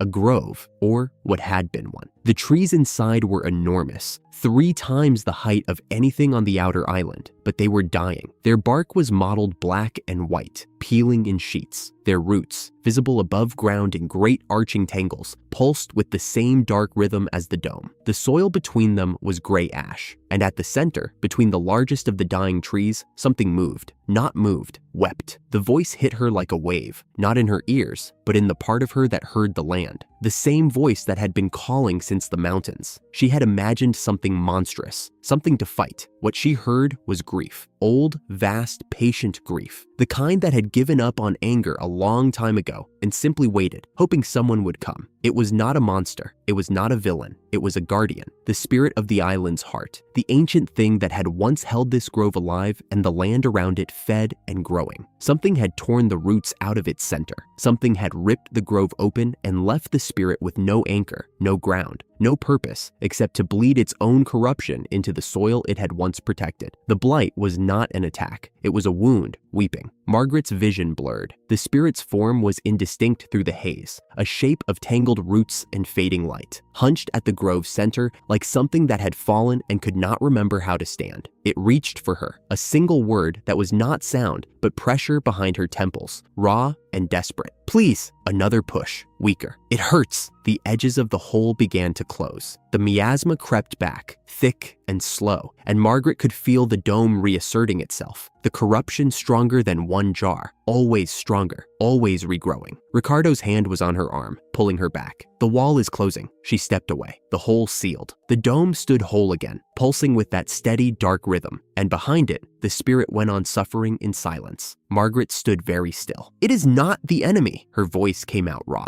The spirit at the center. It is a victim. Crane's people tore the grove out and left it with nothing to hold. The blight is its pain. Gray lifted his head. His eyes were bright but sharp. Then we go through. On foot, Margaret said. Through the worst of it. There is no other way. Ricardo looked at the dome, and then at her, and then at the dome again. She saw the thing move behind his eyes. The old shadow, the one he never named. But he picked up the satchel and slung it over his shoulder. How many jars to cut a path? She counted. 3 to breach and hold the opening long enough to enter. 1 for every stretch of interior we cross. That leaves us enough to reach the center and come back. She paused. Barely. He almost smiled. Your favorite margin. 3 jars opened the way. Margaret poured them in a line across the dome's surface, and the miasma pulled back in a screaming hiss that the trackers flinched from. The opening held, wider than the test hole, tall enough to walk through, but trembling at the edges. She could feel the dome fighting to close. The cleansing water bought them minutes, not hours. They went through. Inside was worse than looking through. The air was thick enough to taste, bitter, metallic, wrong in a way that sat behind the teeth and would not leave. The massive dying trees rose around them like pillars in a ruined cathedral, their bark weeping black sap that pooled in the hollows of exposed roots. The ground was soft ash, and each step left a print that filled with dark moisture behind them. There was no sky above, only the churning underside of the dome, close enough that the tallest trees scraped it. Gray stumbled, caught himself, kept walking. The trackers fell back to guard the path behind them. Margaret moved forward with Ricardo at her left and Gray at her right, the remaining jars distributed between them. She poured sparingly, a splash to clear a thicket of corrupted vines, a splash to neutralize a pool of miasma that had collected in a root hollow. Every jar spent was a jar they would not have for the return.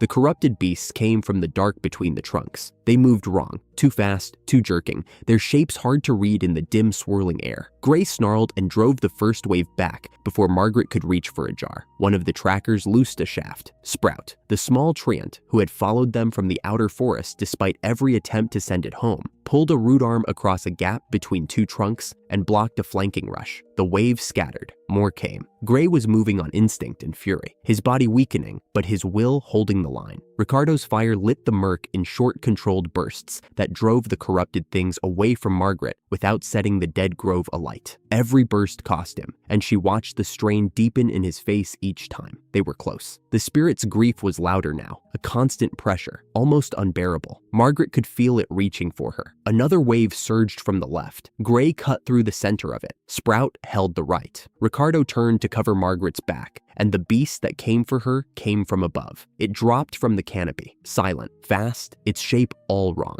And Margaret did not see it until it was already falling. She heard Ricardo shout her name. She felt the impact, not on her body, but through the air beside her, the concussion of something massive colliding with someone who had chosen to be in the way. Ricardo had stepped between. The beast was gone. Gray had torn it clear. Ricardo was on his knees. Margaret dropped beside him. He was breathing, fast, shallow, wrong. His hands were pressed flat against the ash, and between his fingers she could see light, not the warm amber of his fire magic under control. A harsh flickering orange that pulsed and stuttered and jumped between his knuckles like something trying to escape a cage. "I am fine," he said. His voice was steady. His hands were not. The miasma had found its way in. Margaret did not need to see the injury itself to understand what was happening. The corruption had entered through the break in his body, and instead of attacking his flesh, it had found something better. His magic, his fire, the thing that made him strong, the thing he had offered without hesitation as her shield. The miasma was turning it inward, and his own power was beginning to eat him from the inside out. A flicker of orange raced up his forearm and vanished under his sleeve. He flinched, set his jaw, pushed himself to his feet. "We need to move," he said. "We need to get you out." Margaret's voice was sharper than she intended. Behind them, the spirit's grief pressed against her skull like a physical weight. Closer now, so close. But the man standing in front of her was burning from the inside and trying to smile. "Out," she said again. "Now." Gray appeared beside them. He looked at Ricardo's flickering hands, and his gold eyes went flat. "I will carry him if he falls." Ricardo took one step, steadied, took another. The orange light pulsed brighter, and he closed his eyes for a half-second longer than a blink. When he opened them, the pain was there, exposed, unmasked, something he could no longer hide behind warmth and wit. Margaret grabbed the satchel and turned toward the breach. The dome was closing behind them, the miasma creeping back over the path they had cleared, sealing the way like scar tissue forming in real time. She poured, splashed, burned the corruption back far enough to move through. Gray half-dragged one of the trackers, who had collapsed. Sprout broke a path through a tangle of corrupted vines that had grown across their exit in the minutes since they had entered. They made it through.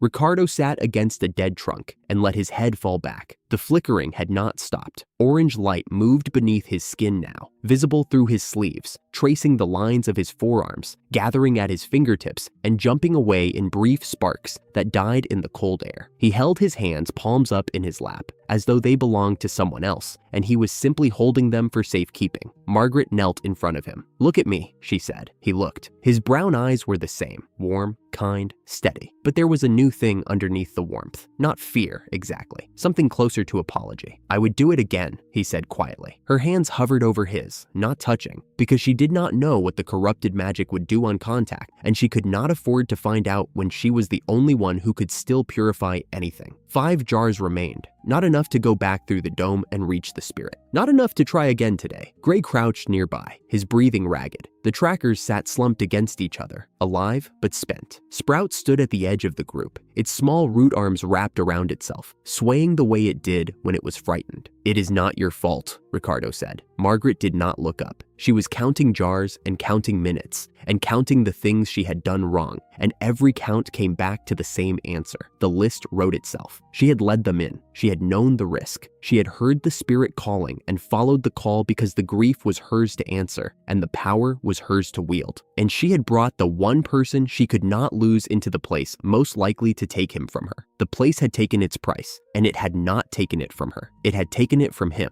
because that was what he did. Because he would always step between. Because she was the one with the power, and he was the one with the devotion. And devotion did not come with armor. The flickering in his hands pulsed brighter. He winced, a small sound, barely a breath, the kind of sound a man makes when he is trying very hard not to scream. His fire magic, the gift that had lit their kitchen and warmed their winters and driven back every dark thing that came for them, was turning against him in slow, grinding waves, and every wave was stronger than the last. "We go back to the settlement," Gray said. His voice was thin, but his words were not a suggestion. Margaret nodded. She helped Ricardo to his feet. His arm around her shoulder was warm, too warm, a heat that did not come from exertion, but from something burning inside that had no outlet. They walked, slowly. The blighted forest stretched around them, dead and silent, and behind them the dome pulsed on, patient and immense. The spirit still called from inside, still reaching for her, still saying the only word it knew, "Please." Margaret heard it and kept walking. She had come to save a suffering thing at the heart of her island, and instead, the cost had landed on the person beside her. The fear he had carried since the storm, that her path would cost them everything, had come true. And the cruelest part was that it had come true not because of her power, but because he loved her enough to stand in front of it. Ricardo's hand found hers. The fingers were hot. The orange light danced between their joined palms, and she did not let go. There had to be a way. More cleansing water. Another path through the wall. She would reach the spirit and heal the wound that fed the rot, and save the island, and the wolf folk, and the mainland, and every dying thing that depended on her doing the impossible one more time. But right now, walking through the dead forest with his weight on her shoulder and his magic turning against him with every step, Margaret Moore was afraid. The cloth was already warm by the time she wrung it out and pressed it back to his forehead. and it did nothing. Nothing she tried made a difference. The jars of fever bark tea, the damp compress, the careful way she kept the fire low so the heat would not feed whatever was happening inside him. None of it touched what was actually wrong. Ricardo lay with his arms held carefully away from his body, palms up, fingers slightly spread. The orange glow beneath his skin had climbed past his elbows since the morning. It pulsed in a slow, uneven rhythm, and each bright surge drew a small, tight breath from him that he tried to swallow before she could hear it. She heard everyone.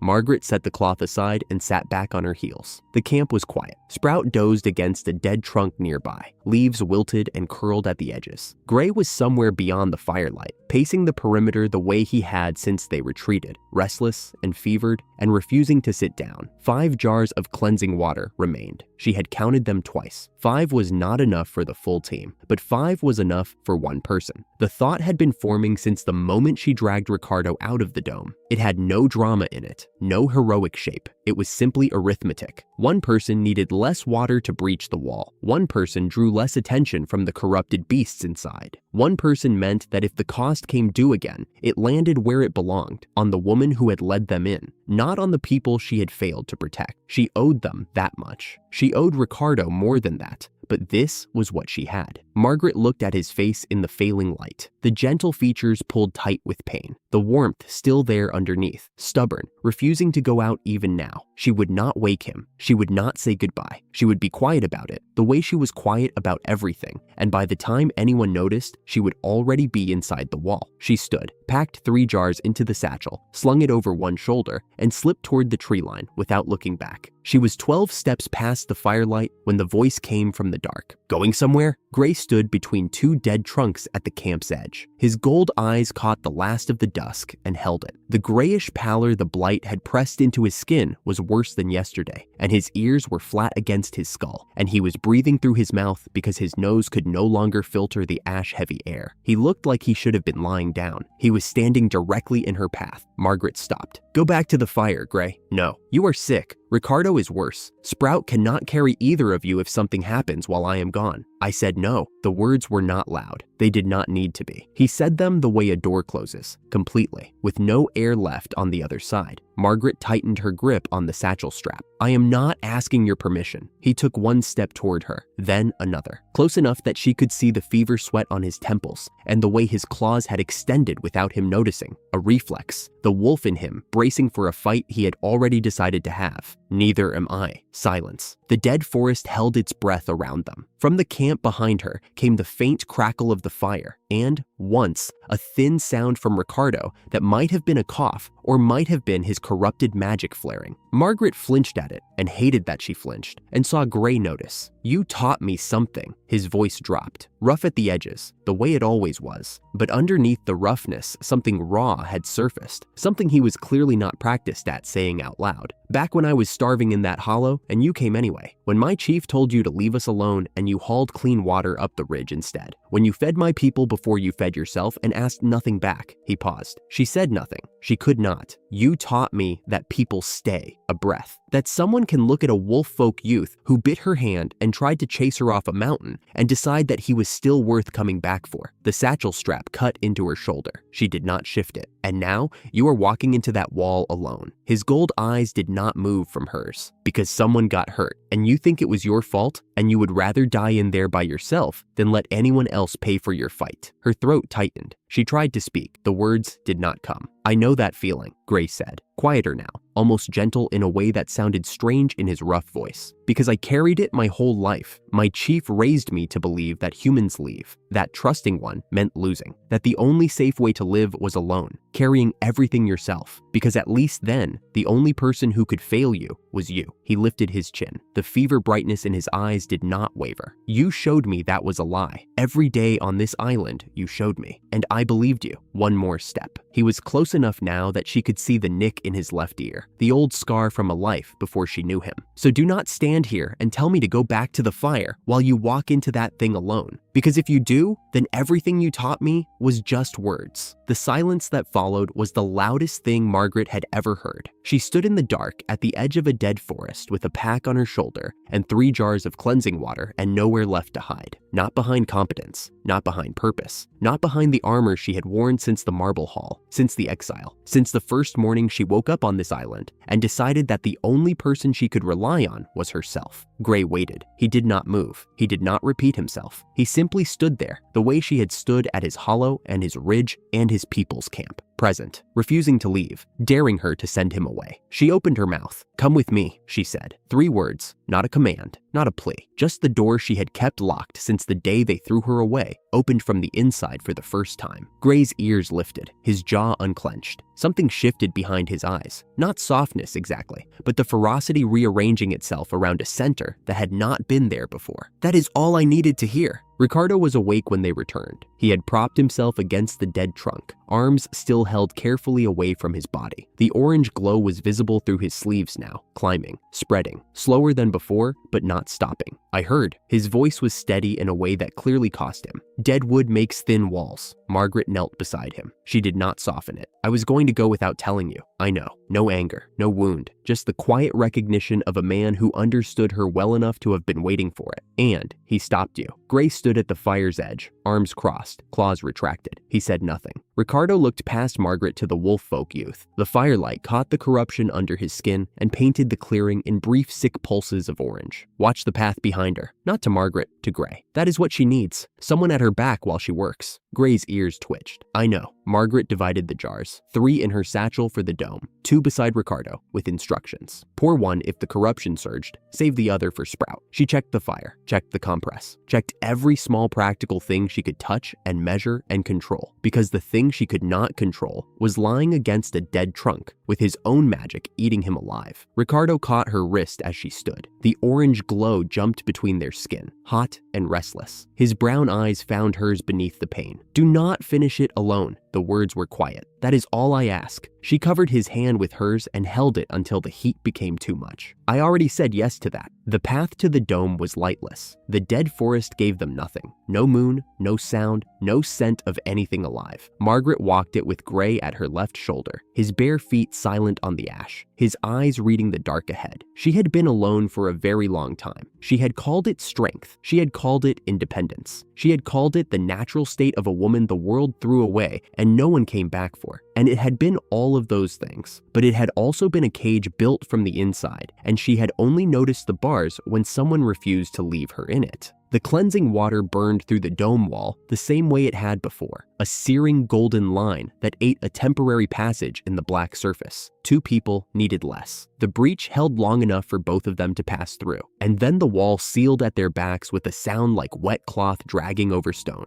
Inside, the air pressed against Margaret's skin like something alive. The miasma was thicker than it had been with the full team, as though the dome had contracted since their retreat, or as though the spirit, sensing her return, had pulled the edges inward. Gray walked at her shoulder with one hand covering his nose. His other hand stayed open at his side, claws out. He did not complain. He did not slow down. The blight fever was worse in here. She could see it in the set of his jaw and the way his ears pressed low, but he kept pace, and that was enough. The grove announced itself by absence. The miasma thinned. The ground changed from soft ash to something harder, scarred, and then the stumps emerged from the gloom like monuments to something that was no longer there. Margaret stopped. A dozen of them, arranged in a rough circle, each one wider than she could have wrapped both arms around. The cuts were clean, professional, the precise, efficient work of crews who had done this before and would do it again. Around the stumps, the earth was torn open where root systems had been ripped out. Not just the trunks taken, but the roots. Every last fiber, hauled from the ground and loaded onto wagons. Between the stumps, the soil was not soil anymore. It was a fused black scar, cauterized by the trauma of what had been pulled from it. Nothing grew there. Nothing would. Gray crouched and pressed his palm to the scarred earth. A sound came from him, low and guttural. The growl of an animal confronting something that offended it at the level of instinct. They took everything. A pause. Even what was underneath. Margaret did not answer. She was looking at the pattern of the destruction, the systematic way it had been done, stump by stump, root by root, and recognizing it for what it was. Not a natural disaster, not a war, a ledger entry, a harvest. A man sitting in a clean office on the mainland, calculating yield per trunk, weighing the cost of the operation against the price of heartroot on the capital market, and deciding that whatever happened to the land afterward was someone else's problem. She had rebuilt dead land before, but this was not neglect waiting to be corrected. This was deliberate. Someone had cut the heart out of the island and shipped it for profit. At the center of the ring of stumps, the spirit waited. It had collapsed further since the breach. The tangled mass of blackened roots and fading light had folded in on itself until it barely rose above the scarred ground. A shape that had once been tall and whole now crumpled, like something that had forgotten what standing was for. The pale green points where its eyes might have been flickered in a rhythm too slow and too irregular to be called alive. The rhythm of something that had been dying for a long time and could not finish. Margaret felt the pull, the same reaching that had found her across the island, through the mountains, through the dome. Not malice, not command. A plea, so old and so constant that it had worn grooves into the silence. She stepped closer. Gray followed 2 paces back, his ears flat, his claws out, not because the spirit frightened him, but because the grief in this place was so thick it felt like a physical thing pressing against his chest. "I hear you," Margaret said, quiet, steady. The spirit stirred, not words, something older, a vibration that moved through the ground and up through Margaret's boots and into the part of her that had always known when soil was wrong and roots were suffering and a living thing needed help. A sound like wind through a forest that did not exist anymore, and she understood. The bond had been total. The grove was not simply where the spirit lived. The grove was the spirit, the trees its body, the roots its veins, the canopy its breath. When the grove stood whole, the guardian held the island in balance. The water ran clean because the roots filtered it. The creatures stayed healthy because the spirit's presence kept the land's systems in order. The blight had never existed because the guardian was whole and the anchor was sound. Then the crews came with their saws and their wagons. They cut the trunks because heartroot was worth more than anything else on the market. They ripped the roots because the roots contained the highest concentration of the compound the capital's alchemists would pay any price for. They loaded everything and left. Quick, clean, professional. And the guardian, bound to every fiber of what they had just destroyed, felt itself torn apart. It did not die. That was the worst of it. The bond did not release just because the anchor was gone. The land still needed a guardian. The spirit still held its post. But without the grove, the holding became agony. And the agony became corruption. And the corruption seeped outward into the water, into the soil, into the air, until the guardian's suffering had become the blight. And the blight had become the wall. And the wall had become the thing killing Gray's people and poisoning everything it touched. A victim made monstrous by what was done to it. A guardian still trying to do its job with nothing left to do it with. Margaret's eyes burned. She let the tears come. There was no one to perform for in a dead grove, and the spirit deserved more than a dry face. Gray stood beside her. She heard his breathing, rough and uneven, and when she glanced at him, his eyes were bright with more than fever. "My people have been dying." His voice was low and raw. "The water turned. The pups got sick. We thought it was the land turning against us. We thought we had done something to anger it." He looked at the stumps, at the scars in the earth. It was never the land. It was never us. It was a man with a ledger. Margaret wiped her face with the back of her hand and stood. Her voice, when she spoke, was quiet and absolutely level. The voice of a woman who had moved past grief and arrived at something harder. "The disaster that is killing your people, poisoning the water, and driving this island toward death was not a natural event and not a curse. It was a business decision. Silas Crane weighed the profit of the heartroot against the cost of what would happen to the land, and he decided the cost was acceptable because it would never reach his door." She looked at the spirit, at the dim green flicker that was still, after everything, trying to be a heartbeat. It reached here instead. She knelt, pressed her hand flat to the scarred ground at the edge of the nearest stump. Beneath the fused black surface, she felt what remained, not life, but the memory of it. A root system so deep and so wide that it had held the entire island together, reduced now to a ghost in the soil, faint, fading, but not gone. She could heal this. She knew it the way she had known she could call the sky, a certainty that lived in her hands and her gift. But the scale of it was something she had never attempted. Restoring an entire grove system, restoring the guardian bound to it, pouring enough of herself into the ground to undo what 100 workers had done with saws and wagons and months of labor. The cost of that was not something she could calculate in advance. Gray put his hand on the ground beside hers. His claws sank into the ash. He did not speak. He did not need to.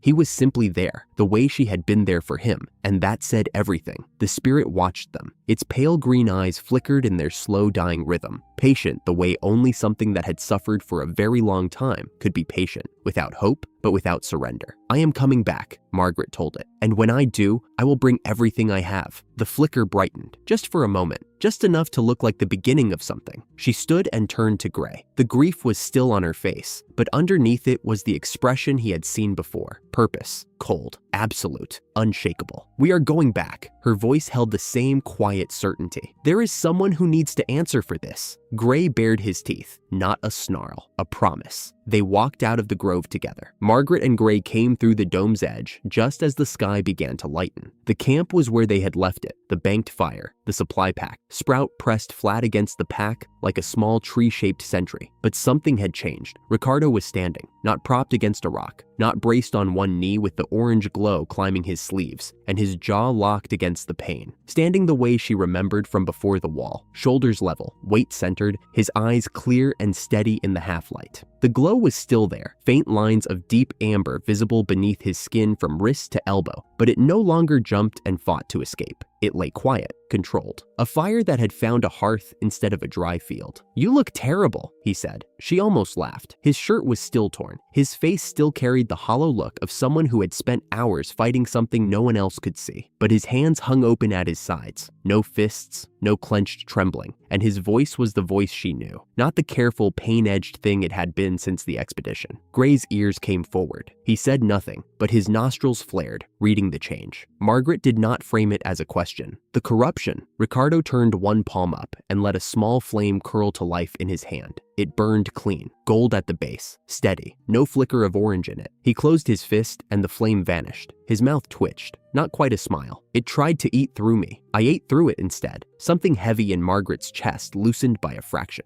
She had left him at this camp expecting to find him worse, the glow higher, the breathing thinner, the fight closer to lost. Instead, he had done what she could not do for him. He had fought the corruption on his own terms, the way a forge master's ore, by refusing to cool. The fire magic that had been turning inward, eating him from the wrists up, was his again, and the faint amber at his wrists said it had come back stronger for the breaking. "We found the cause." Gray's voice was flat and clipped, the way it got when he held anger on a short leash. "The grove, they cut it out, all of it." Ricardo's jaw set. He did not ask who. "The spirit is dying," Margaret said. "I promised it I would come back with everything I have." Sprout made a small distressed creak and pressed closer to her boot. Ricardo looked at the dome, that wall of black mist that swallowed the mountain, then looked at her. "Then, I am coming with you." She opened her mouth to tell him he had just fought free of the worst night of his life, and that he had no business walking back into the thing that had nearly consumed him. He read it on her face before she spoke. "You already had this argument with Gray. I heard how it ended." A pause. His clear brown eyes held hers. "You said come with me. I am telling you the same thing." Gray bared his teeth, the closest thing he had to a grin.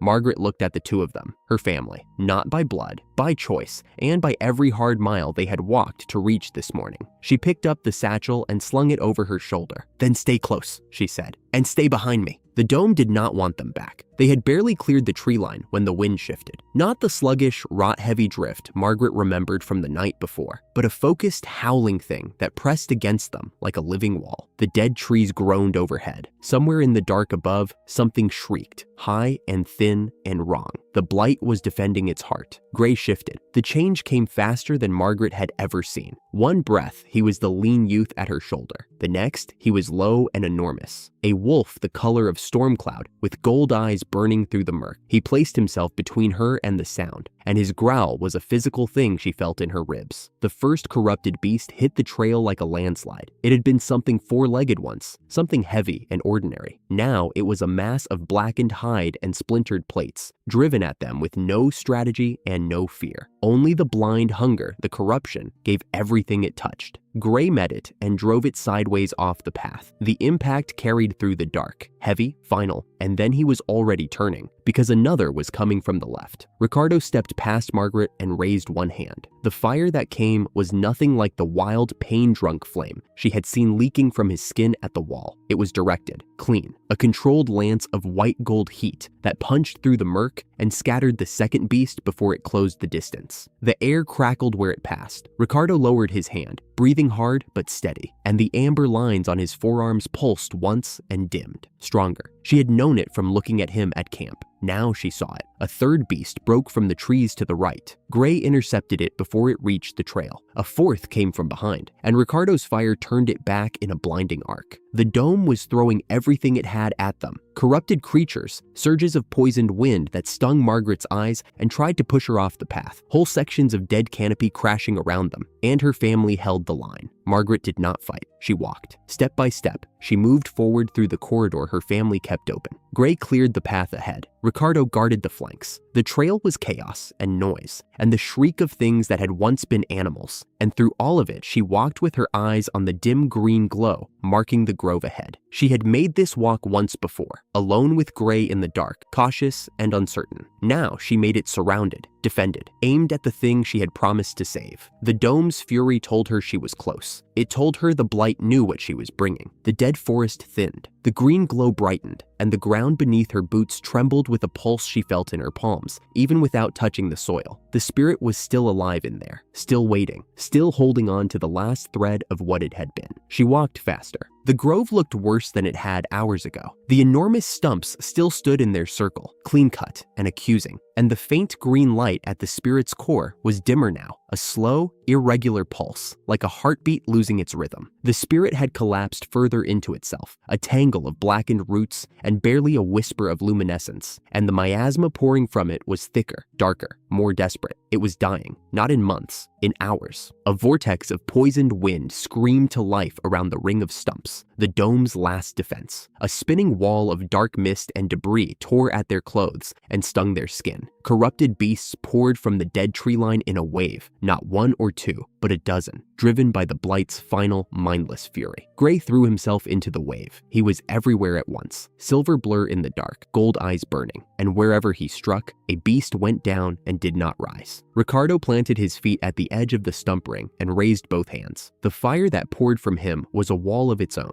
clean gold flame that met the vortex and held it, pushed it back, carved a corridor of breathable air between Margaret and the spirit. They were buying her time. She understood that the way she understood soil and root and the patient architecture of living things. Everything she had built on this island, every alliance, every trust earned, every person she had finally let past the wall she kept around herself, was standing between her and the storm right now, holding it back so she could do the one thing only she could do. She stepped forward into the corridor her family had made. The miasma hit her like a wave of grief. It pressed against her chest, her face, her eyes, tried to push her back the way the sea pushes back a swimmer who has gone too far. She felt the corruption in it. Not poison alone, but pain. The spirit's agony compressed into wind and dark. The same grief that had driven her to her knees in this grove an hour ago. She did not kneel, not yet. She reached the spirit. Then she knelt, not because the miasma forced her down, but because the spirit was low, and she would meet it where it was. She placed both palms flat on the blackened soil in front of the fading green light, and closed her eyes and listened. There, beneath the corruption, beneath the months of poisoned screaming, the land, her land, Est Island, her island. She had felt it the first day she arrived, that pull in the soil, that quiet voice saying here, start here. She had felt it in the storm, when the power tore out of her by accident, and the sky had cracked open without her permission, and she had been more terrified than she had ever been in her life. The storm. That was the memory she reached for, and the difference. In the storm, she had been desperate. The power had erupted because she was breaking, not because she chose it. She had been afraid of it ever since. Not afraid of the power itself, afraid of what it meant. She opened the door now, not in desperation, not in fear. She opened it the way she opened the soil when she planted a seed, deliberately, with the calm certainty of someone who understood what she was putting into the ground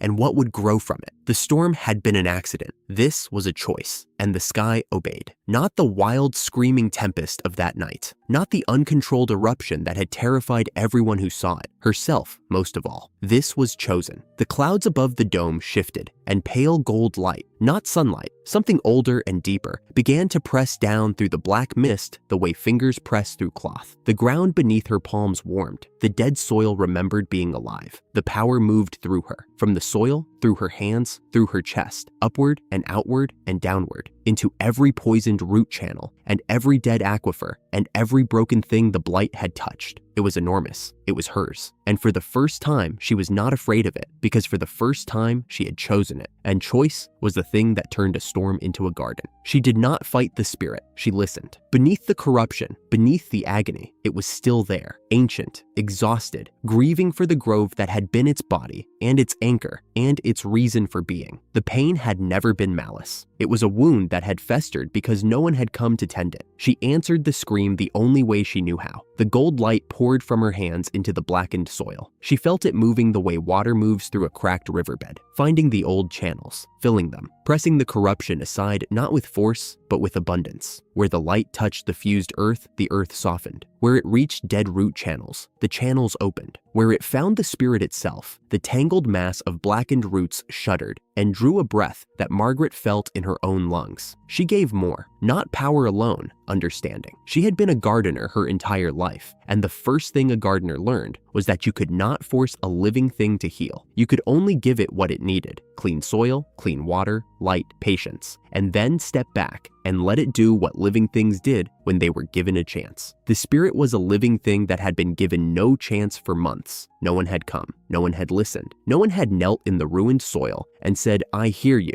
and meant it, until now. The black wall of the dome cracked, a single fissure first, a line of pale light running up the dark mist like a vein in glass, then another, then a dozen. The vortex around the grove sputtered and went silent, and the poisoned wind that had screamed across the island for months died in a held breath. The corrupted beasts froze, shuddered, and collapsed where they stood, not dead, but freed. The blight's hold on them broken at the source. The dome fell. It did not explode. It dissolved. Dark mist thinning, breaking apart, rising like smoke from a fire that had finally been put out. And as it went, morning light poured in. Real light. Honest dawn. It struck the stumps and the soil and Margaret's face, and the gold still radiating from her open hands. The spirit lifted. What had been a collapsed tangle of blackened roots and dying light rose, slowly, the way an old tree straightens after the storm that nearly broke it. The corruption drained like dark water wrung from cloth, black turning to gray, turning to the deep brown of healthy bark. The two dim points of pale green that had been its eyes brightened, steadied, and blazed into something Margaret could only call gratitude. Around the ring of stumps, the soil stirred. Small green shoots, tentative, fragile, impossible, pushed through the black and reached for the morning. Not full trees, not yet, but the promise of them. The land remembering what it was meant to be. In the distance, Gray made a sound she had never heard from him. Not a growl, not a word, something between a sob and a howl that carried across the healing grove and echoed off the mountain. She understood why an instant later, the rivers were running clean. She could hear them from here. The sound of water over stone, clear and cold and alive after so long.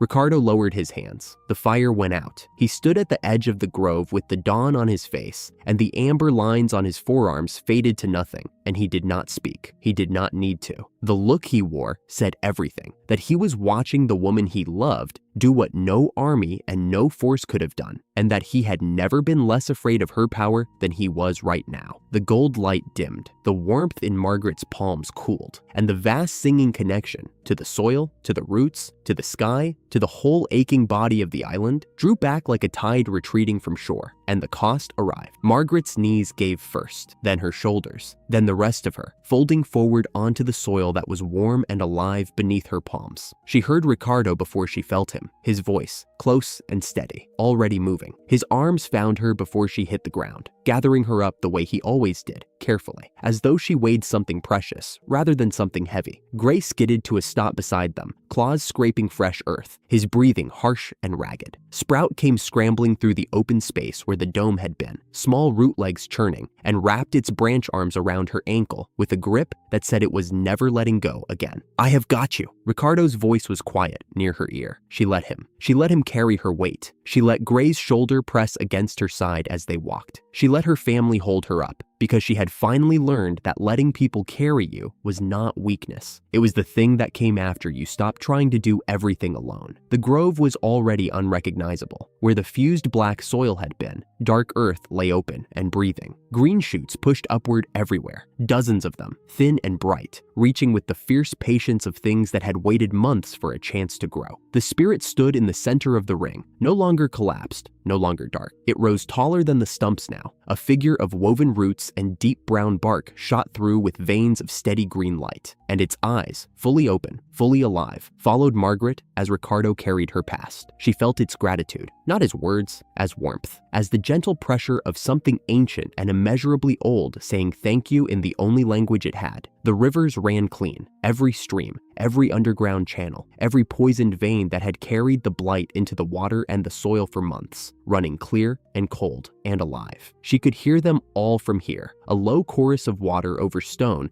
that sounded like the island drawing its first real breath since the grove was torn out. The blight was over. Margaret closed her eyes. The sun was warm on her face. Ricardo's arms were steady beneath her. Gray walked at their side with his ears forward for the first time in weeks, listening to clean water running through the valleys where his people lived. Somewhere behind them, the spirit watched over its grove, and the green shoots grew, and the island began the long, patient work of healing itself the way all living things did when someone finally gave them the chance. She let herself rest. She had earned it. But even as the warmth pulled her towards sleep, one thought stayed sharp and clear and cold at the center of her mind. The blight had not made itself. The grove had not cut itself down. The spirit had not torn out its own roots and left itself to scream for months in the dark. A man had done that, a man with ledgers and contracts and boot prints in the ash. The land was clean. The water ran true. The spirit was whole. But Silas Crane was still out there, still profiting from the ruin of everything she had just healed. That debt remained. Margaret stood on the ridge 3 days after the blight died. The exhaustion had receded like a tide, leaving her scraped clean and steady. Below, the valley breathed. Green shoots pushed through what had been gray ash a week ago,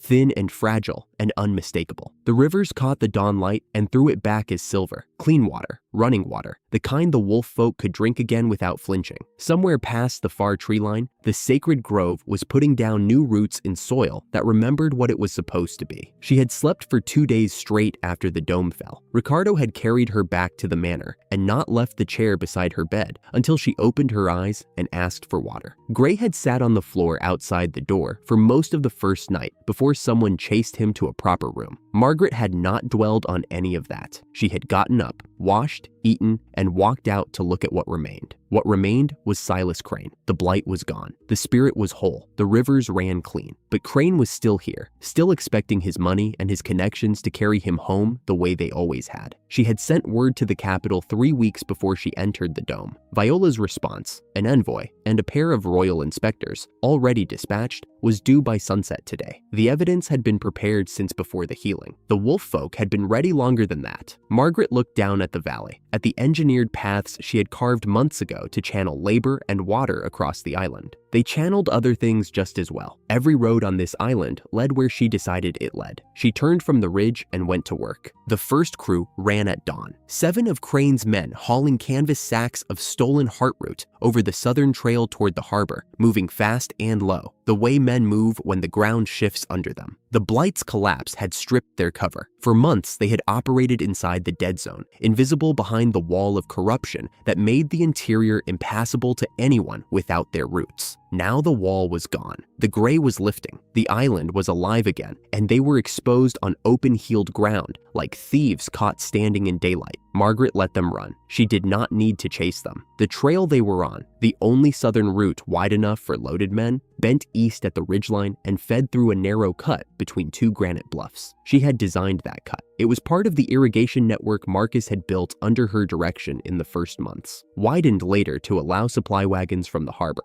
the fastest route off the mountain, and the only one that did not require climbing. It was also a bottleneck. The fog thickened as they entered the cut, not natural fog. The morning had been clear on the ridge. This was the low, dense, clinging mist that settled when the temperature dropped exactly the way Margaret told it to drop. Her hand, resting at her side, pulsed with faint gold warmth. The air shifted. The mist closed behind the crew like a curtain drawn shut. They came out of the cut into the clearing before the harbor trail and stopped. Gray stood at the tree line, not alone. 12 wolf folk flanked the path in a loose crescent, silent, gold-eyed, standing with their arms at their sides. Not armed, not threatening, simply present the way a locked door is present. Behind them, visible through the last thin trees before the harbor bluff, something enormous and green and ancient stood rooted across the path. The restored guardian, its massive form of woven bark and luminous green light filling the gap between the trees as naturally as a cliff face. The crew did not fight. They looked at the fog behind them and the quiet wall of watching faces ahead, and they set the sacks down. Gray stepped forward. His voice was flat and unhurried. "Sit, wait, nobody gets hurt." They sat. The second crew, running west, found the bridge road narrowed to a single footpath by fresh growth, vines and root tangles that had not been there the day before. The island's new green channeled by a gardener's will into a living barricade. They turned back toward the harbor road and found it occupied. They surrendered without a word. The third crew never made it off the mountain. A sudden blinding crosswind came from nowhere and went nowhere, pinning them against a rock face until wolf folk arrived to collect them. Margaret felt it from the ridge, the way she felt the currents in the soil. A small tug, a pulse, and the wind answered. Not violently, just enough. The island did not need to hurt anyone. It simply needed to say no. By mid-morning, every one of Crane's people was sitting under guard in the manor's lower courtyard. The stolen heart root confiscated and laid out in rows on the flagstones. 31 sacks, enough to save hundreds of lives, hoarded for one man's ledger. Margaret stood at the courtyard edge, arms folded, and counted them. She did not smile. The number was the smile. They brought Crane to her just before noon. He came flanked by 2 wolf folk who had found him at the harbor trying to hire a fisherman's boat with a purse of gold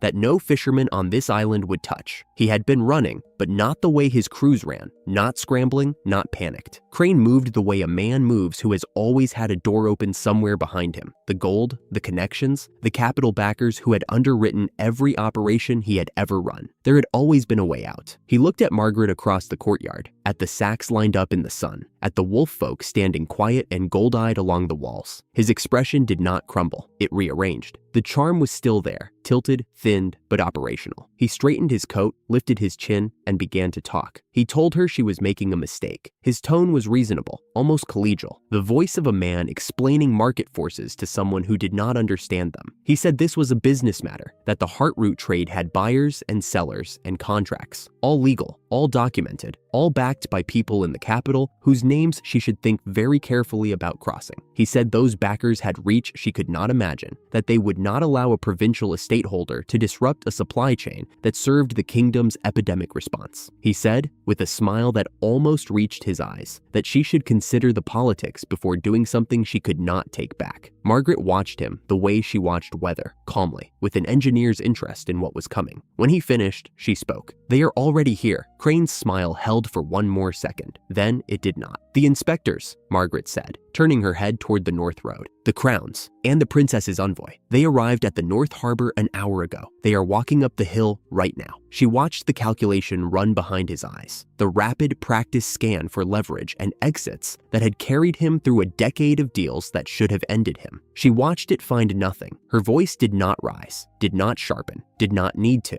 "Your backers, the ones whose names I should think carefully about. I wrote to them 3 weeks ago, before I entered the dome. I told them what you did, what I could prove, and what would happen when their names appeared in the official record." She let the silence hold. The courtyard was very still. "They have not written back." Something behind Crane's face shifted. Not a crack, not yet, but the first faint settling of a structure that had never been tested. His money was paper here. His connections were 1,000 miles of open water away, and the woman standing across from him had been building this case longer than he had been running. "You will wait here," Margaret said. "The inspectors will want to speak with you." She turned and walked toward the north road. She did not look back. The hearing took place in the open air because Margaret wanted them to see what he had nearly destroyed. She had chosen the clearing north of the manor, the the same ground where the first crops had broken through dead soil months ago. A long wooden table sat at the clearing's head. Behind it, the valley opened, green, alive, healing. The inspectors would judge Crane's crimes with the evidence of what those crimes had cost spread to the horizon behind them. Two royal examiners sat at the table in dark blue coats, their faces schooled to the careful neutrality of men who had heard many things and were prepared to hear worse. Beside them sat a woman in a gray traveling dress who wore no insignia but spoke with a precision that said Viola had sent her best. Lady Harlow had shaken Margaret's hand on arrival and said very quietly that the princess sent her regards and her confidence. Crane stood before them with his hands unbound and his chin raised. Margaret had insisted on that. No chains, no roughness, no theater. Just the evidence, the witnesses, and the truth. Let it be enough. He looked smaller out here than he had in the courtyard. The sunlight stripped things down, pulled the polish off his voice and the authority off his posture, and left the calculation visible beneath. The island's people lined the clearing's edges. Workers, farmers, the men and women who had built what Crane's greed nearly killed. The wolf folk stood apart at the eastern side, Gray at their center with his shoulders squared and his gold eyes steady, and beside him, Bram, the old chief's heavy frame planted like a standing stone. Neither moved, neither needed to.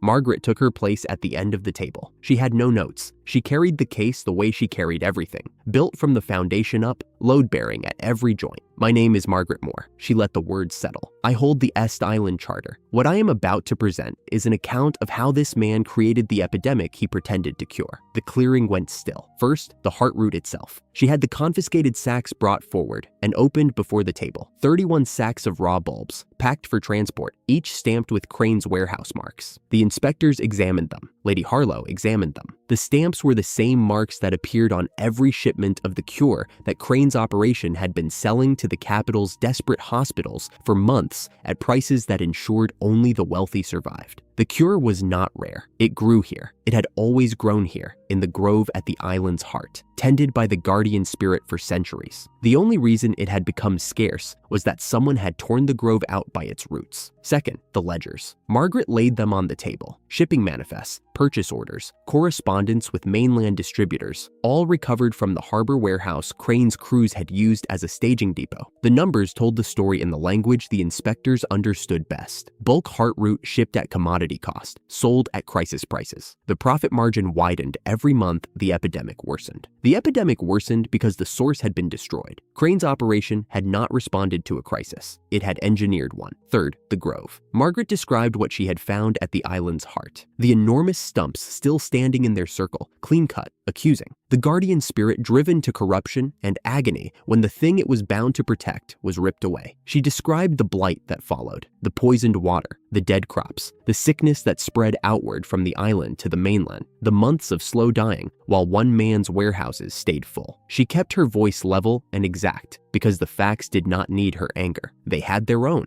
Lady Harlow's hand on the table had gone white at the knuckles. Fourth, the testimony. Gray stepped forward. He was not the half-starved, fever-bright youth Margaret had pulled from the forest months ago. He stood straight, shoulders squared, gold eyes clear. The blight's gray cast had left his skin. His ears were up and sharp, and when he spoke, his voice carried across the clearing without effort. My people drink from the mountain springs. Gray's jaw worked once before he continued. When the grove was torn out, the springs turned. The water burned going down. Our children stopped eating. Our elders stopped walking. His voice dropped. We buried 3 before the winter ended. We would have buried the rest if she had not come. He looked at Crane, not with rage, with something colder and more settled than rage. The look of a man who has counted every cost and will not let a single one be forgotten. We found his crews in the dead zone. Gray held the silence for a beat before going on, moving through the blight like it belonged to them. They knew the paths because they had made them. They harvested what grew from our suffering and shipped it south to sell. He stepped back. His piece was said. Bram came forward. The old chief moved slowly, the way old trees move in wind. But when he reached the front of the clearing and faced the table, his voice was iron. My name is Bram. I speak for the wolf folk of the northern range. He swept his gaze across the inspectors. We have lived on this island longer than any human settlement. The blight killed our water. It killed our sick and our old. This man's people tore out the heart of the island for profit, and they let us die to protect their supply.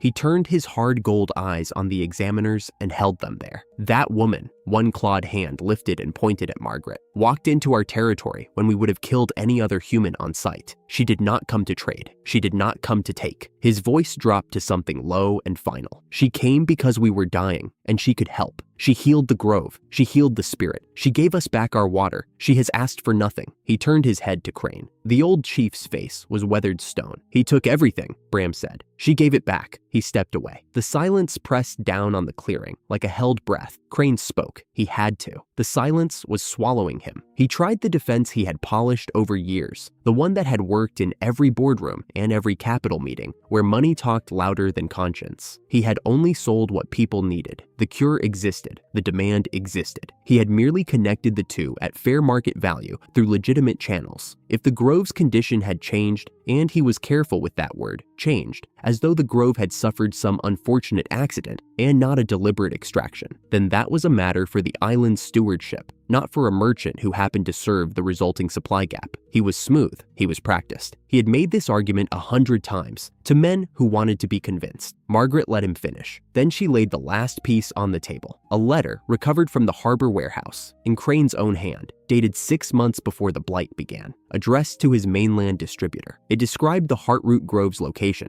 its yield, and the projected price increase if the grove were, his word, redirected, and the supply moved to exclusive channels. He had planned it before the grove was torn out, before the blight, before the first river turned, before the first elder stopped walking. He had sat at a desk and calculated the profit margin on an epidemic that did not yet exist, and then he had made it exist. The letter lay on the table in the afternoon sun, and every person in that clearing could see it. Lady Harlow read it, passed it to the senior inspector. He read it, set it down, and looked at Crane the way one looks at a stain discovered on something that was supposed to be clean. Crane's composure broke in stages, the way a wall breaks, crack by crack, until the structure could not hold. First, the charm went. The smooth collegial register that had carried him through a decade of negotiations simply stopped working. The inspectors were not listening to his voice anymore. They were looking at the letter. Then the confidence went. He reached for his backers, named them openly in front of the Crown's representatives, as though the names themselves were a shield. Lord Ashworth, the Blackmere Trading Company, Sir Everett Harlan, names that meant money and influence and protection in the capital, names that had kept him untouchable for years. The senior inspector did not react. Lady Harlow reached into her traveling case and produced a sealed envelope. She broke the seal, unfolded the page, and read it aloud. It was from Lord Ashworth's office, dated 4 days prior. It stated in language so careful it must have been drafted by 3 lawyers working in the same room, that Lord Ashworth's involvement in the Heartroot trade had been limited to passive investment, that his office had no knowledge of the grove's destruction or the resulting blight, and that all commercial ties with Silas Crane had been severed effective immediately. The other names followed: Blackmere Trading, Sir Everett Harlan. Each had sent a nearly identical letter, each arriving in the envoy's packet, each cutting Crane loose with the surgical precision of people who had spent years practicing how to abandon a partner the moment the cost exceeded the profit. Crane heard them read one by one. Margaret watched his face lose its last architecture. The calculation that had always found an exit, the quick scan for leverage, for angles, for the open door that had always been somewhere behind him, ran and came back empty. No backers, no names to shelter behind, no money that meant anything on an island where the rivers answered to a gardener and the wind came when she called. He tried to speak again. Something about context, something about complexity, something about how the situation was more nuanced than it appeared. His voice had lost its polish. He sounded, for the first time since Margaret had heard him speak, like what he was. A man standing in a clearing, surrounded by the people he had poisoned, with nothing left but words that no one present would ever believe again. Margaret did not answer him. She did not need to. The evidence was on the table. The testimony was in the air. The letters from his own backers were still being folded in Lady Harlow's steady hands. The senior inspector stood. He declared, in a voice that carried to every edge of the clearing, that Silas Crane was placed under Crown arrest for the destruction of a protected natural resource, the deliberate engineering of a public health crisis, the illegal extraction and hoarding of medicinal goods during an epidemic, and profiteering resulting in civilian deaths. He would be transported to the capital for formal trial. His assets on the island were forfeit. The confiscated heartroot was to be transferred immediately to the Crown's epidemic response for free distribution to the affected regions. Crane said nothing as they led him toward the harbor road. His mouth opened once, some last protest, some final reach for the leverage that had always saved him, but no sound came. The wolf folk watched him go. The island's people watched him go. The inspectors watched him go. He walked between two guards down the path toward the harbor, and the clearing let him leave the way the island had let the blight leave, completely, and without looking back. The heartroot sat on the flagstones in the golden light, no longer a commodity, no longer a weapon, just medicine, waiting to reach the people who were dying for it. Margaret stood at the clearing's edge and watched the harbor road until Crane's figure disappeared below the ridge. Gray appeared beside her. He said nothing. He stood with his hands at his sides, gold eyes on the road, and after a moment, his shoulder brushed hers, brief and deliberate, the wolf folk way of putting a hand on someone's arm. Margaret did not pull away. She let the contact stay. Bram's voice came from behind her, low and gravel rough. "It is done? It is done," Margaret said. The old chief was quiet for a long moment. Wind moved through the valley below, bending the new green in slow waves. The water runs clean. The grove grows. The man who poisoned us is gone. His voice carried something she had not heard from him before. Not gratitude exactly. The absence of the weight he had been carrying since she first crossed into his territory. A careful, earned peace. "My people owe you a debt," Bram said. Margaret shook her head. "Your people defended their own home. That is not a debt." Bram regarded her with those hard gold eyes, and for the first time since she had known him, the tight line of his mouth shifted. Not quite a smile, an acknowledgement between equals. He turned and walked back toward his people. Margaret stayed on the ridge. The valley spread below, green and raw and recovering. The rivers ran silver in the late light. The grove, past the far tree line, was putting down roots that would outlast everything that had tried to kill it. The cure was on its way to the dying. She had not raised an army. She had not drawn a sword. She had grown things and documented things and waited until the ground was ready. The land had done the rest. She stood there a while longer, watching the green come back. Then she turned and walked down the hill to see what needed building next. The days after the hearing were quiet ones. The inspectors sailed east with the heartroot. The courtyard where Crane had stood was just a courtyard again, and the island, as it always did after upheaval, went back to work. Ricardo found her in the garden, not the demonstration fields or the reservoir platforms, or the terraces that fed the island. The small one behind the manor, the first patch of ground she had ever claimed on Est Island. It had no practical purpose anymore. The engineering that mattered happened at scale now, across valleys and ridgelines, and a harbor she had drawn from nothing. But Margaret still came here when the day was done, and she still pulled weeds by hand, and the soil still answered her the same way it had on the very first morning when there was nothing on this rock but stone and silence and a woman who refused to break. He sat on the low wall beside her row. The violin case was under his arm, but he did not open it. His hands were still. That was how she knew. "You have something to say," he smiled, "but not the easy one, not the one that deflected and smoothed and turned a room warm again, the one underneath, the one that cost him. I have had something to say since the storm." She set the trowel down and brushed the soil from her fingers. The sunset was behind him, low and amber, and the light caught the faint lines along his forearms where the corruption had left its mark. Tamed now but visible, a slow pulse of warmth just under the skin, like banked embers that would never fully go out. "I hid your power." The words came out level, practiced, the kind of sentence a man carries for months before he trusts himself to say it plain. "After you broke the storm, after you called the sky and the fields grew overnight, I looked at what you were becoming and I was terrified." Margaret did not interrupt. She had known, not the shape of the fear or the exact words he swallowed every time he steered a conversation away from what she could do, but the weight of it. She had felt it in every careful silence, every gentle deflection, every moment his hand found her shoulder, and his voice said something light, while his eyes said something else entirely. His hands opened and closed on nothing. "Not afraid of you, never of you." He looked down at the amber flickering beneath his skin. "Afraid of what the world does to a woman who can command the weather. The crown would come, the guilds would come, someone with a title and a warrant would come, and they would take you somewhere I could not follow. So I decided, without asking, that if no one saw what you were, no one would come for you." He breathed out, and the thing she had always sensed in him loosened. that held back tightness, the careful weight behind every warm smile. She watched it happen in real time. His shoulders dropped half an inch, his jaw unclenched. The line between his brows that had lived there since the night of the storm smoothed and stayed smooth.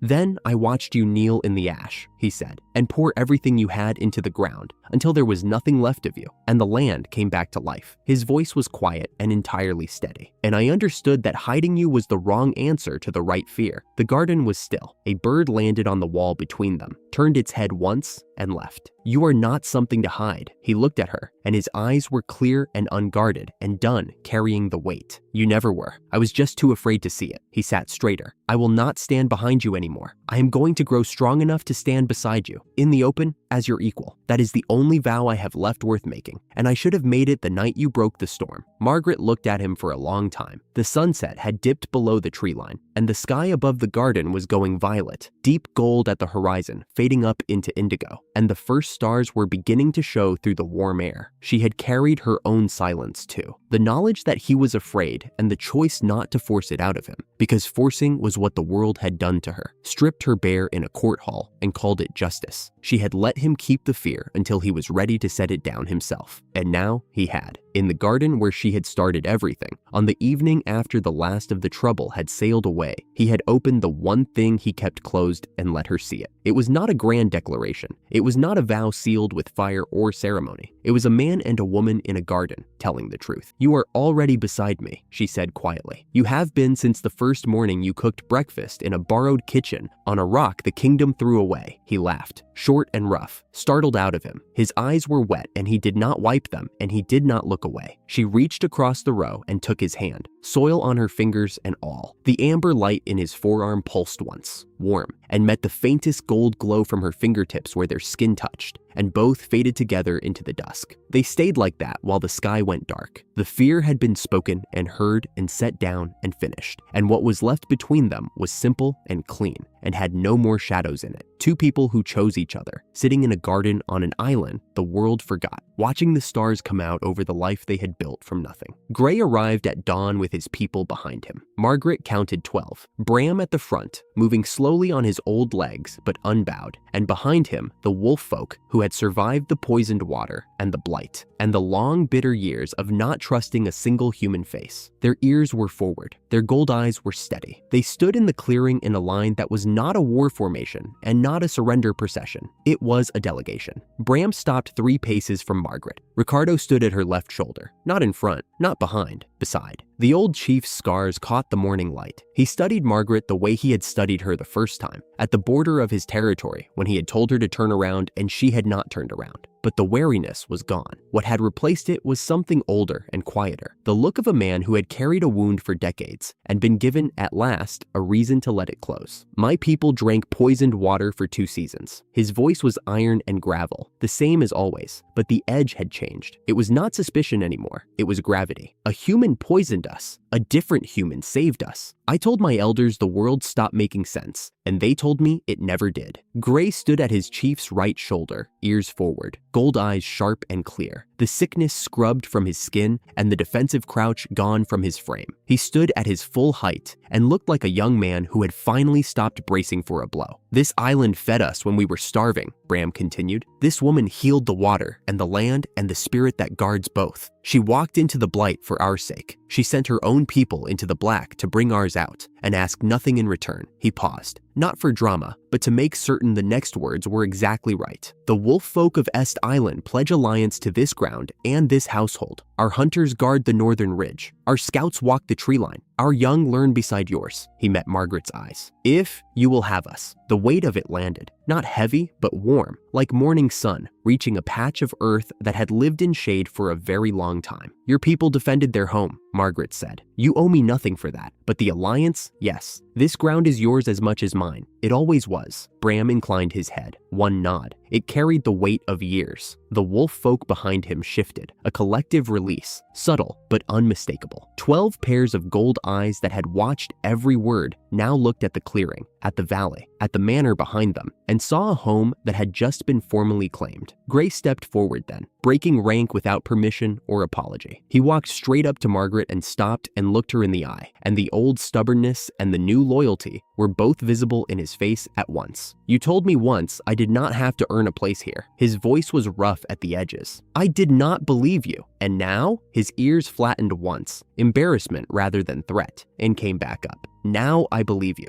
but I'm staying anyway." Ricardo let out a quiet sound that might have been a laugh. Gray turned on him. Ricardo raised both hands in surrender, and the corner of Gray's mouth twitched into something that was almost grudgingly a smile. The Crown's letter came 3 weeks later, carried on a supply ship that docked at the breakwater Margaret had designed. She read it at the desk in the study, the room she had built from salvage timber, in the manor she had raised from nothing. The seal was royal. The handwriting was the Chancellor's. The letter was long and careful, and full of language that had clearly been debated by more than one committee. It thanked her. It acknowledged that the heart root she had restored and surrendered at no charge had broken the epidemic in the capital and saved more lives than the Chancellor cared to put a number to. It praised her stewardship, her ingenuity, her contribution to the crown. It expressed in the specific, careful way palace correspondents expressed things that the kingdom owed her a debt it could not easily repay. Then it made its offer, a title. Lands on the mainland, real lands with income and tenants, not a dead rock meant for burial. A seat on the Royal Council for Agricultural Affairs. A residence in the capital with a full household staff. A formal pardon for the exile, retroactive, with a public ceremony of restoration to erase the stain from her record. And near the bottom, in smaller handwriting, Margaret recognized as Viola's, a single added line, "Name your terms." Ricardo leaned in the doorframe and watched her read. He said nothing until she set the letter down. "Well?" Margaret looked through the open window. The view was the one she had seen the morning she arrived on this shore. The slope to the harbor, the valley north, the mountains on the horizon. Except that every piece of the view had changed. The slope was terraced and green and producing. The harbor held docks and boats and the breakwater that kept the sea where she told it to stay. The valley was fields and orchards, and the reservoir that caught the rain she could call whenever the soil was thirsty. The mountains held the wolf folk who had pledged alliance. And past the mountains,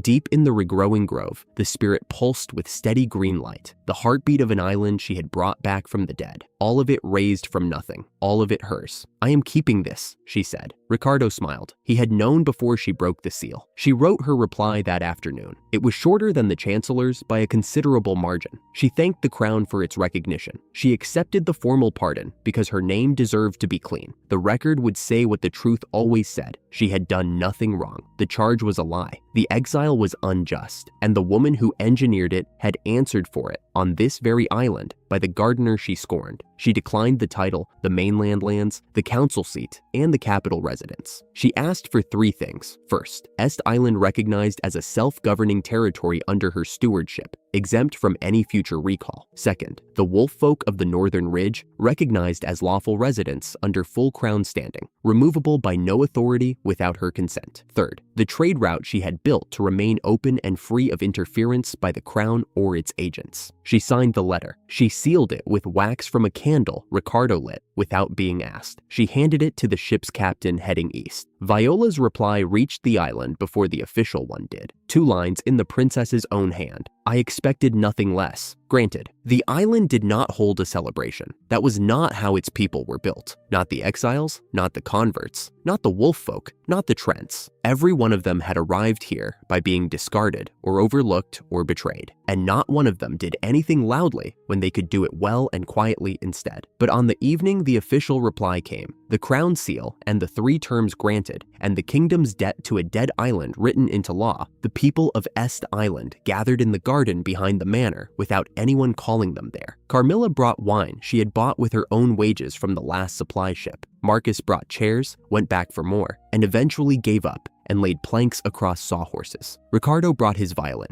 Gray sat on the stone wall with his legs over the edge, watching the valley in the fading light. Bram sat beside him, silent and immovable, his torn ear catching the last of the sun. The other wolf folk were scattered through the garden among the humans, and nobody was drawing a line or keeping count. Timber stood at the garden's far edge, massive and patient, bark warm in the evening light, with Sprout nestled against one root leg, its small leaves healthy and full and unfurled in the mild air. Buttercup lay in the grass nearby, chewing something with the placid contentment of a creature that had never once been in a hurry. Glint had taken the shape of a large orange cat and claimed Carmilla's lap. Carmilla tolerated this with the precise expression of someone who did not want to be caught enjoying it. Ricardo played, not a performance, just a quiet thread of melody that wound through the evening and made the silences between conversations warm instead of empty. Margaret stood at the wall and listened, and watched the land stretch below her in the late gold light. Everything she had raised from dead rock, alive and green, from the harbor to the ridgeline. She thought about the court hall, the cold stone floor, and the official reading the decree. The silence of the room where no one spoke for her except Viola, too late. And at the edge of the crowd, the woman who smiled. The certain, triumphant smile of someone who believed she was burying a person the world would never miss. She thought about the morning after the boat, the gray shore and the dead soil and the complete absence of anything growing, and the decision she made standing on that rock without hope or a plan or permission from anyone. To make something live, the sky was hers. She knew it now, the way she knew her own hands. She could feel the weight of the clouds over the western sea, and the warmth of the soil under her feet, and the slow, deep pulse of the spirit breathing in its grove beyond the mountains. She could call rain from a clear horizon. She could push roots through stone. She could kneel in poisoned earth and pour herself into the ground until the land remembered how to breathe. She had done all of it, and she had done it here, on the worthless rock they gave her to die on. The kingdom had offered her everything a court lady was supposed to want: the title, the lands, the seat at the table, the name restored in ceremony. She had weighed it against everything she had built and found it lighter than the soil on her hands. She did not need to prove anything anymore, not to the crown that exiled her, not to the wolf folk who distrusted her, not to the spirit she healed, or the man playing the violin behind her with his fear set down and his heart in the open, and not to herself. Not anymore, not after 25 years of carrying the word useless like a stone in her chest. The stone was gone, the chest was light, and the ground beneath her, and the sky above her, and the people around her said everything that needed to be said. The woman they threw away stood on the land they swore was worthless, and the sky was gold and wide and still, and she let it rest. Not because the world had run out of trouble, not because the island was finished, or the story had nowhere left to go, but because this was enough. She was enough. And for the first time in her life, Margaret believed it all the way down, without reservation, without the small, hard voice that used to whisper otherwise. The music drifted across the garden. The stars came out one by one. The green kept growing, the way it always would, and Margaret Moore, the exiled gardener, the useless woman, the one they threw away, went back to her soil and kept working. Because that was what gardeners did.